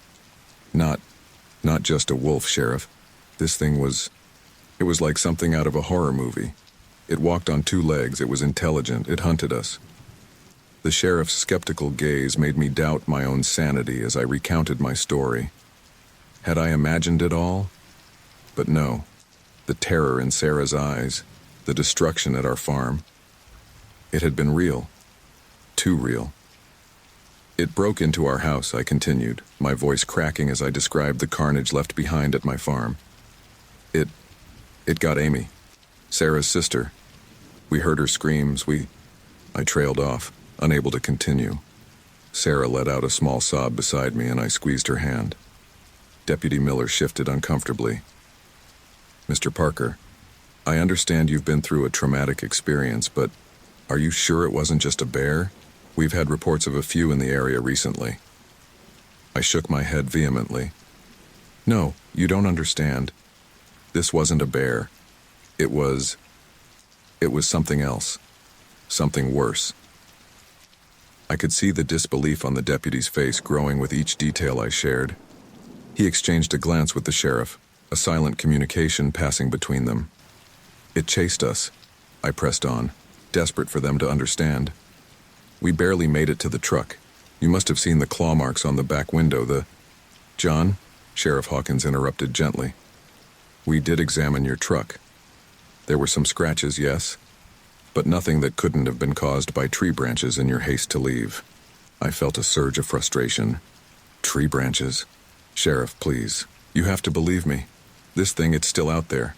It's dangerous. You need to warn people to—" "Mr. Parker," Deputy Miller cut in, "we take all reports seriously, but without any concrete evidence—" "Evidence?" I exploded, jumping to my feet. Sarah flinched beside me. "What about Amy?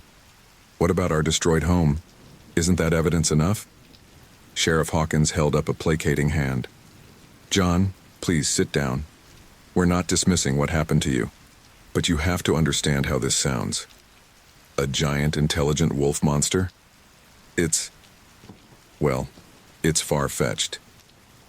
I sank back into my chair, suddenly feeling very tired. "I know how it sounds," I said quietly, "but I'm telling you the truth.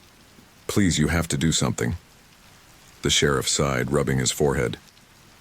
"Look, here's what we can do. We'll increase patrols in the area. If there is a dangerous animal out there, we'll find it. As for Amy..." He paused, his expression softening. "We're treating it as a missing person case for now. We'll do everything we can to find her." But I could see it in his eyes. He didn't believe us. My pleas for help fell on deaf ears as they dismissed my tale as a wild animal attack. "In the meantime," Deputy Miller added, "I'd suggest you both get some rest. Maybe talk to someone, professionally. Trauma can do strange things to the mind." I wanted to argue more, to make them understand the gravity of the situation, but I could see it was useless. They'd made up their minds.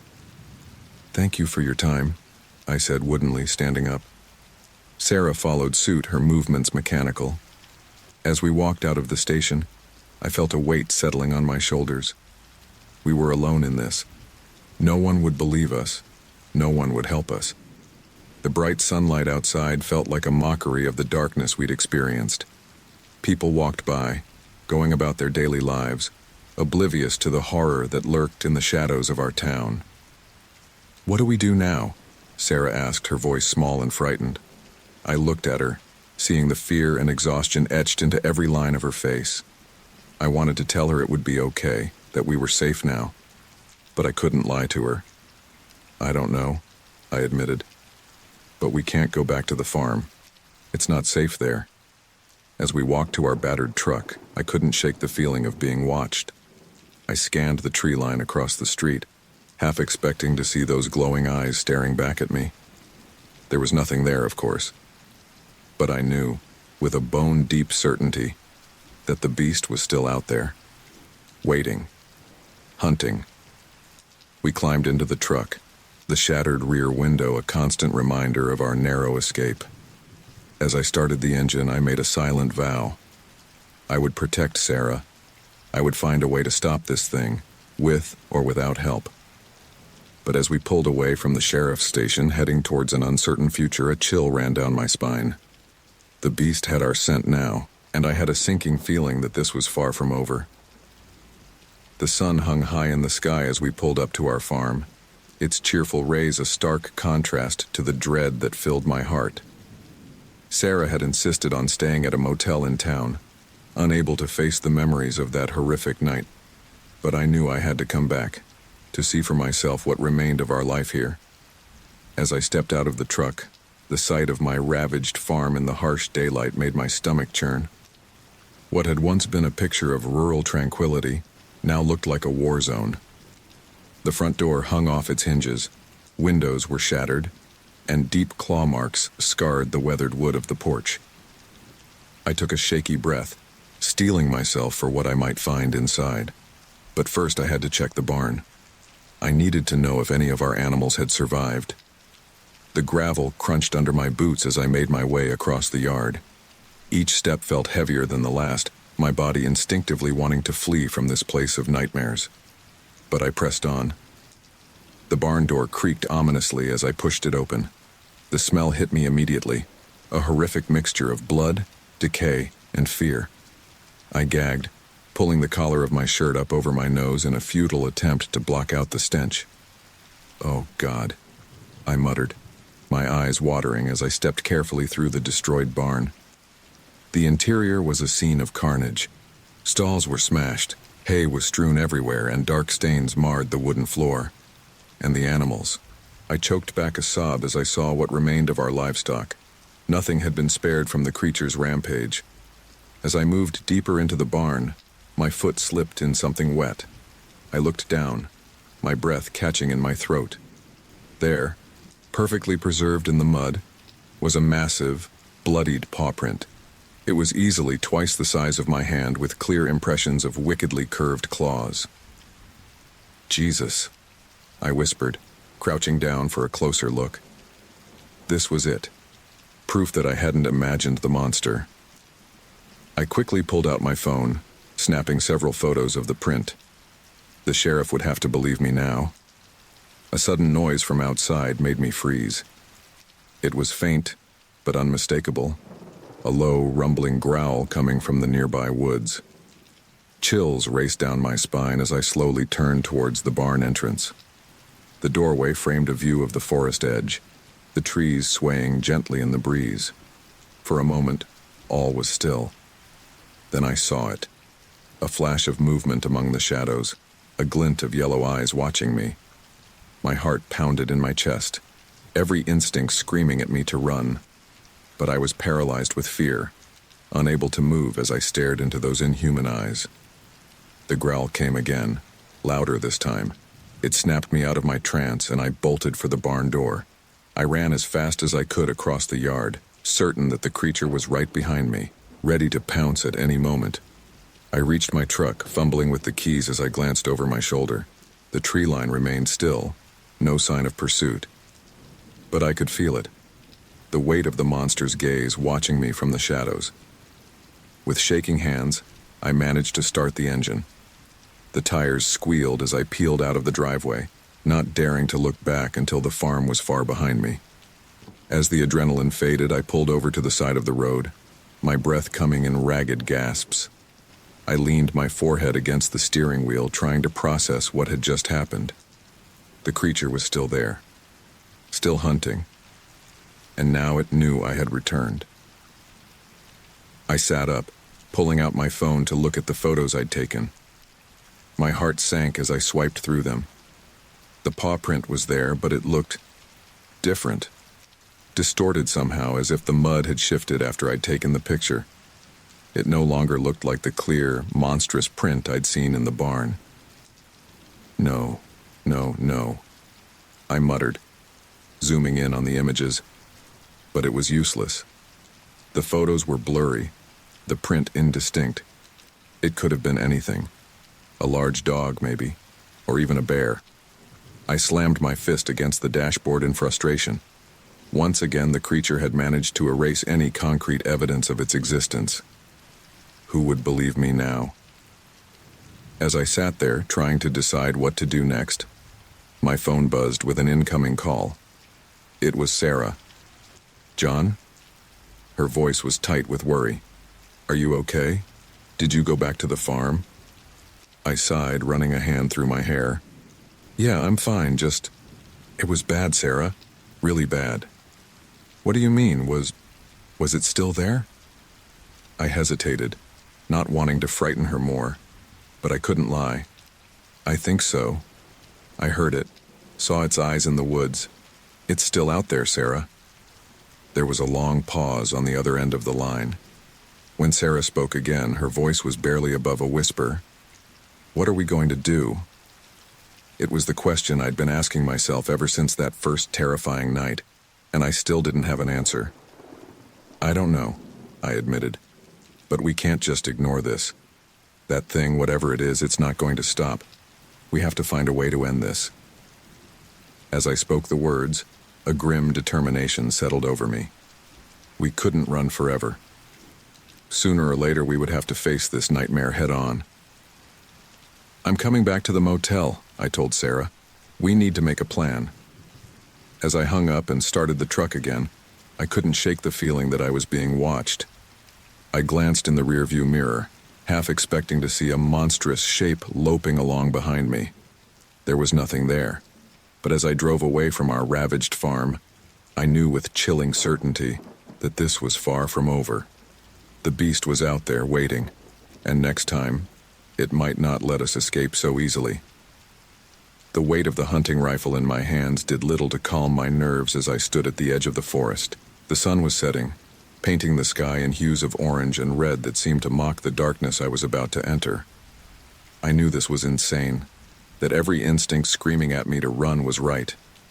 But I couldn't live like this anymore, constantly looking over my shoulder, waiting for that monster to strike again. "I have to do this," I muttered to myself, tightening my grip on the rifle. For Sarah, for Amy. With a deep breath, I stepped into the woods. The canopy above quickly swallowed what little remaining daylight there was, plunging me into an eerie twilight. The familiar scents of pine and damp earth now seemed sinister, hiding something unnatural. Every snapping twig made me whirl around, my finger twitching on the trigger. The forest, once a place of comfort and familiarity, had become a labyrinth of shadows and potential threats. My breath came in short, sharp bursts, visible in the cooling air. "Get a grip," I whispered harshly to myself. "You can't shoot at every sound." But it was hard to stay calm when every rustle of leaves could be that thing, waiting to pounce. I pressed on, deeper into the woods, my eyes straining in the growing darkness. The stench hit me before I saw it, a nauseating mix of rotting meat and something else, something wild and musky. I rounded a large oak and stumbled upon a gruesome scene that made my stomach lurch. 3 deer carcasses lay strewn across a small clearing, their bodies torn apart with savage efficiency. Flies buzzed in the air, a black cloud over the carnage. But it wasn't the gore that chilled me to the bone. It was the methodical nature of the kills. This wasn't the work of a normal predator. This was calculated, almost human. "Jesus Christ," I breathed, fighting the urge to vomit. I approached one of the carcasses, forcing myself to examine it closer. The wounds were unlike anything I'd ever seen, a mix of claw marks and what looked disturbingly like bite marks from massive humanoid jaws. A twig snapped somewhere behind me, and I spun around, rifle raised. The shadows between the trees seemed to move, playing tricks on my eyes. Was that a glint of yellow eyes, or just my imagination? "Come on, you bastard," I growled, trying to sound braver than I felt. "I know you're out there."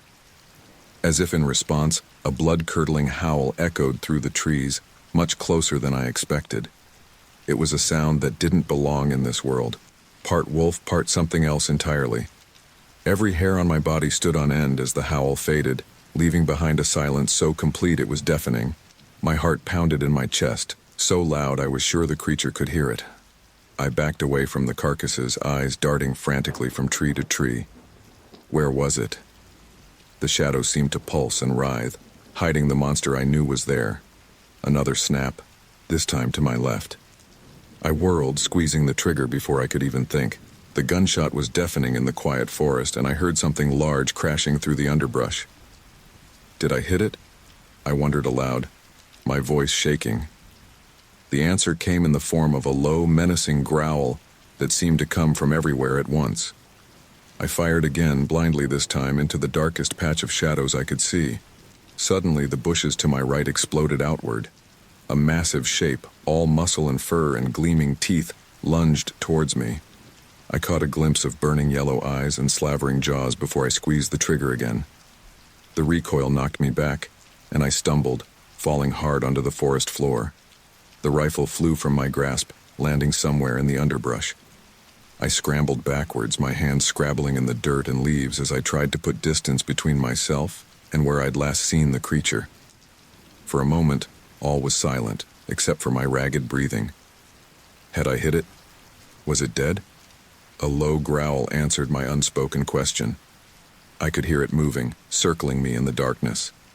I reached for my belt, fumbling for the hunting knife I'd brought as a last resort. "Stay back," I shouted, my voice cracking with fear. "I'm warning you." The growl intensified, and I saw those yellow eyes again, closer now.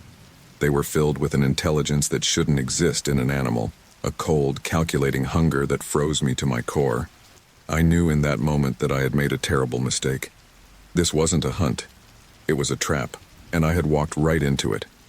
As the massive shape tensed, ready to spring, I closed my eyes and thought of Sarah. I hoped she would forgive me for being so foolish, for leaving her alone. The creature lunged, and I slashed blindly with the knife, a scream tearing from my throat. I felt something hot and wet splash across my face, heard a yelp of pain that was too human and too animal all at once, and then silence. I lay there, panting, afraid to open my eyes. When I finally did, I was alone in the clearing.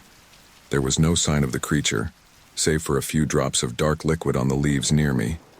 Blood, but whether it was mine or the beast's I couldn't tell. Shaking, I pushed myself to my feet.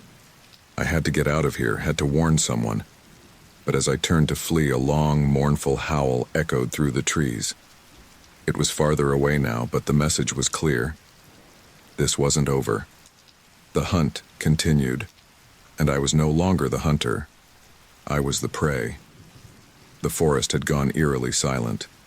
No birds chirping, no rustling of small animals in the underbrush. It was as if nature itself was holding its breath, waiting for the inevitable. I stood in a small clearing, my chest heaving, fingers white-knuckled around my rifle. The sun was setting rapidly, its dying light filtering through the trees in blood-red streaks. That's when I saw it. The beast emerged from the shadows like a nightmare given form. It was massive, far larger than any wolf I'd ever seen. Its fur was matted and dark, and muscles rippled beneath its skin with every movement. But it was the eyes that froze me in place. Yellow, intelligent, and filled with an inhuman hunger. "Oh God," I whispered, my voice sounding thin and weak in the oppressive silence. The creature's teeth gleamed in the fading light as it circled me, saliva dripping from its jaws. Each step was deliberate, calculated. This wasn't just an animal acting on instinct. There was a terrifying intelligence behind those eyes. I raised my rifle, trying to steady my shaking hands. "Stay back!" I shouted, my voice cracking with fear. The beast paused, tilting its head as if considering my words. For a brief, insane moment, I thought it might actually listen. Then its lips pulled back in a snarl, revealing rows of dagger-like teeth. I squeezed the trigger, the gunshot deafening in the quiet forest. The creature moved with impossible speed, dodging to the side. I fired again and again, my shots becoming more frantic as it closed the distance between us. Click, click, click. My blood ran cold as I realized the rifle was empty. I stared into its cold, inhuman eyes, now mere feet away. Time seemed to slow as I saw my death reflected in those merciless orbs. "No," I breathed, stumbling backward. "This can't be happening." The beast lunged forward with explosive force. I brought the rifle up instinctively, using it as a makeshift shield. Teeth and claws tore into the wood and metal, the impact sending me sprawling to the ground. Pain exploded through my body as its claws raked across my chest. I screamed, a primal sound of agony and terror. The beast's weight pinned me down, its hot breath washing over my face in fetid waves. "Get off me!" I yelled, struggling with all my might. My hand fumbled at my belt, searching for the hunting knife I knew was there. The creature's jaws snapped inches from my throat. I could smell the decay on its breath, see bits of what looked horribly like human flesh caught between its teeth. My fingers finally closed around the knife handle. With a desperate surge of strength, I plunged the blade into the beast's side. It let out a howl of pain and rage, rearing back. I used the moment to scramble away, my chest burning where its claws had torn through flesh. I stumbled backward, my vision blurring as blood soaked through my shirt. The world seemed to tilt and spin around me. Was it blood loss or just pure terror? "Help!" I shouted, though I knew no one was around to hear. "Somebody, please!" The beast shook itself, the knife still protruding from its flank. It turned those terrible eyes on me again, and I saw something there that chilled me even more than the mindless hunger. Anger. It was furious that I had hurt it, and now it wanted revenge. I tried to run, but my legs felt like lead. Each step sent waves of agony through my body. I could hear it behind me, its heavy breathing and the thud of its paws on the forest floor. This can't be how it ends, I thought desperately. "Sarah, I'm sorry." My foot caught on a root, and I went down hard. The world spun as I fell, leaves and dirt filling my mouth. I rolled onto my back, knowing it was useless to run anymore. The beast loomed over me, its massive form blotting out what little light remained. Its hot breath washed over my face, reeking of blood and decay. I closed my eyes, waiting for the killing blow, but it didn't come. Instead, I heard a sharp whistle, followed by a yelp of pain from the creature. My eyes snapped open to see the beast wheeling around, facing something in the darkness of the trees. Another whistle, and this time I saw it, an arrow, buried deep in the monster's shoulder. The beast roared in fury and pain, charging towards its unseen attacker. I lay there, my breath coming in ragged gasps as the sounds of combat faded into the forest. Gunshots echoed in the distance, mixed with inhuman howls and very human shouts. The world was growing dim around the edges. I tried to move, to call out, but my body wouldn't respond. The last thing I remembered before darkness took me was a face swimming into view above me, a woman, her features blurred and indistinct. "Hold on," she said, her voice sounding far away. "You're safe now, just hold on." Then the world faded to black, and I knew no more. The steady beep of a heart monitor pulled me from the depths of unconsciousness. My eyelids felt heavy as I struggled to open them, the harsh fluorescent lights above momentarily blinding me. As my vision cleared, I found myself in a sterile hospital room, my body a patchwork of bandages and stitches. "He's awake," a voice called out, and suddenly there was a flurry of activity around me. A nurse leaned over, her face a mask of professional concern. "Mr. Parker, can you hear me? Do you know where you are?" I tried to speak, but my throat was dry and raw. The nurse held a straw to my lips, and I gratefully sipped some water. "Hospital," I managed to croak out. How long?" "You've been unconscious for about 36 hours, she explained. "You were brought in with severe lacerations and blood loss. Do you remember what happened?" The memories came flooding back. The forest, the hunt, those terrible yellow eyes.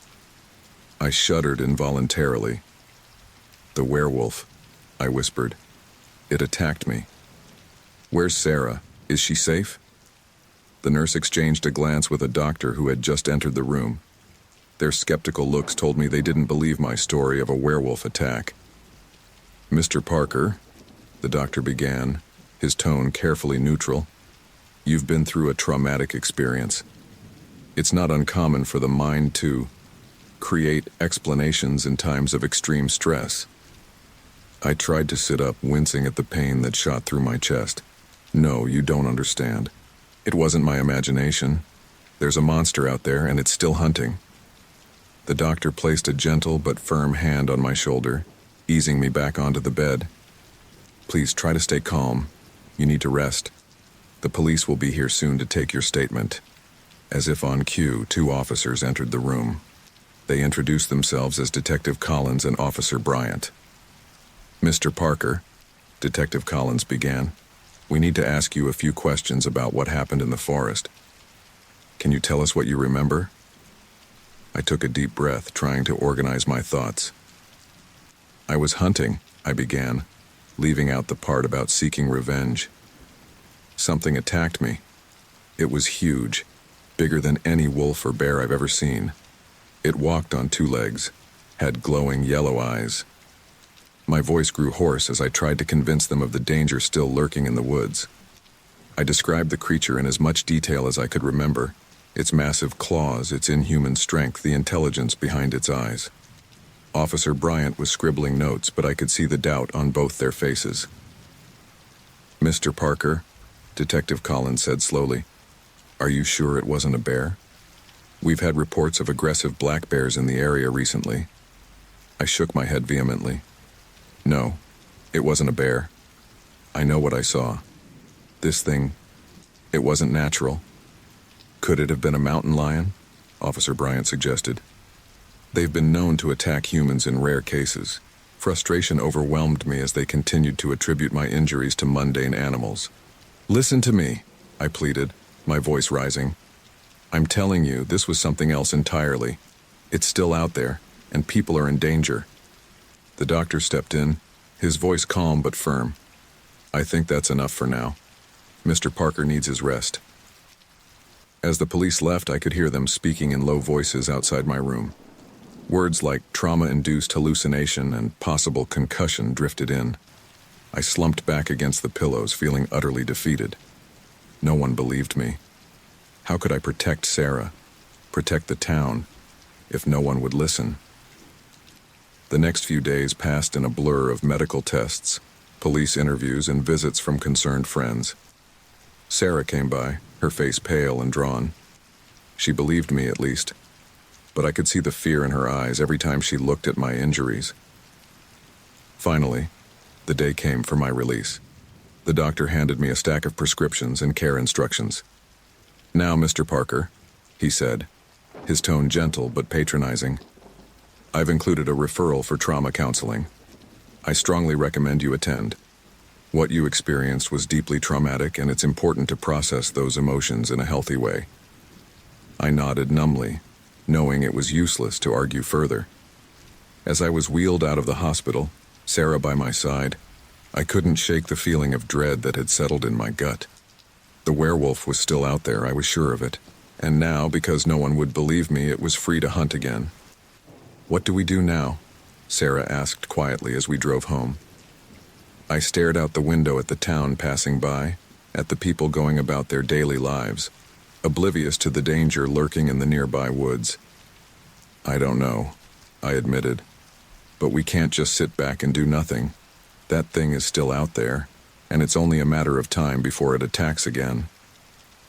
As we pulled up to our house, Sarah had insisted I stay with her until I fully recovered. I made a silent vow. I would find a way to stop this creature, with or without help, because if I didn't, I knew in my bones that the horrors I'd experienced were only the beginning. The hunt wasn't over. It had only just begun. The familiar scent of hay and livestock filled my nostrils as I stood in the rebuilt barn. It should have been comforting, a return to normalcy after the nightmare I'd lived through. Instead, every shadow made me flinch. Every creak of wood sent a jolt of adrenaline through my system. "Get a grip, John," I muttered to myself, trying to steady my shaking hands as I reached for a feed bucket. It had been weeks since the attack, since I'd left the hospital with a body full of stitches and a head full of doubts. The physical wounds were healing, but the mental scars, those felt as fresh as ever. I glanced at my watch, 7:30 p.m. The sun would be setting soon. I needed to finish up and get back to the house before dark. As I moved through the barn, I couldn't shake the feeling of being watched. My eyes darted to every corner, every shadowy recess, half expecting to see those terrible yellow eyes glaring back at me. A noise outside made me freeze. I held my breath, straining to hear. Was that a footstep, a low growl, or just the wind through the trees? "There's nothing out there," I told myself firmly. "You're safe. It's over." But even as I said the words, I knew they were a lie. It wasn't over. It would never be over as long as that thing was still out there. I stepped out of the barn, my eyes automatically scanning the tree line. The forest loomed dark and imposing, hiding God knows what in its depths. As I looked up, I saw the moon rising, full and bright in the darkening sky. A sudden, sharp pain in my chest made me gasp. I pressed a hand to my shirt, feeling the raised lines of the scars beneath the fabric. The doctors had said they might ache from time to time, a normal part of the healing process, but this felt different. It was as if my body remembered, as if it knew what that full moon meant. "It's just in your head," I whispered, but my voice sounded unconvincing even to my own ears. I turned back to the house, walking faster now. The sooner I was inside, the better. As I reached for the door handle, a sound split the night air.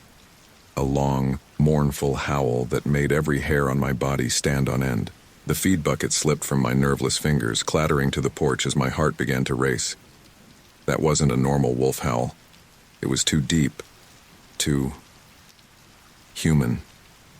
"No," I breathed, fumbling with the door. "No, no, no." I practically fell into the house, slamming the door behind me and throwing every lock. My breath came in short, sharp gasps as I leaned against the solid wood, as if my body weight alone could keep the horrors at bay. Sarah appeared in the hallway, her face etched with concern. "John? What's wrong? What happened?" I opened my mouth to explain, but the words wouldn't come. How could I tell her that the nightmare wasn't over? That the beast was back, hunting again? I thought I heard something, I managed finally. "Probably nothing, just jumpy, I guess." Sarah's expression softened. She stepped forward, placing a gentle hand on my arm. "It's okay. You're safe here. We're safe." I nodded, not trusting myself to speak. I wanted so badly to believe her, to let her calm presence wash away the fear. But I couldn't shake the certainty that danger was near. "I'm going to call the sheriff," I said, reaching for my phone. Sarah's hand on mine stopped me. "John, wait. Think about this. What are you going to tell them?" The reality of the situation hit me like a punch to the gut. What could I say? That I'd heard a wolf howl and panicked? That I thought the werewolf was back? They'd already written me off as traumatized, possibly delusional. Another call like this, and they might decide I needed more than just counseling. "You're right," I sighed, letting my hand drop. They wouldn't believe me anyway. Sarah pulled me into a hug, and I let myself sink into her embrace for a moment. But even as I held her, my eyes were drawn to the window, to the darkness beyond. "Why don't you try to get some rest?" Sarah suggested. "I'll make us some tea." I nodded absently, moving to the living room as she disappeared into the kitchen. The large bay window offered a clear view of the front yard and the forest beyond. I found myself drawn to it, peering out into the night. The full moon cast an eerie glow over the landscape, turning familiar shapes into twisted shadows. I scanned the tree line, telling myself I was being paranoid, that there was nothing out there. Then I saw them. 2 pinpricks of yellow light, gleaming in the darkness at the edge of the forest. Eyes, inhuman eyes, watching the house, watching me. My breath caught in my throat. I blinked hard, praying it was just my imagination. But when I looked again, they were still there. And now I could make out a shape, massive and hunched, half hidden behind a tree. "Sarah," I called, my voice barely above a whisper. "Sarah, come here, quick." I heard her footsteps approaching. "What is it, John? What?" Her words cut off as she reached my side. I pointed wordlessly at the forest's edge. "Oh my God," she breathed. "Is that—" Before I could answer, the shape moved. It stepped out from behind the tree, fully into the moonlight. Even from this distance, I could see the muscles rippling beneath its matted fur, the gleam of saliva on its exposed fangs. It stood there for a long moment, those terrible eyes locked on the house, on us. Then, with a speed that defied its size, it turned and loped back into the forest, disappearing into the shadows. Sarah's hand found mine, gripping it tightly. "What do we do?"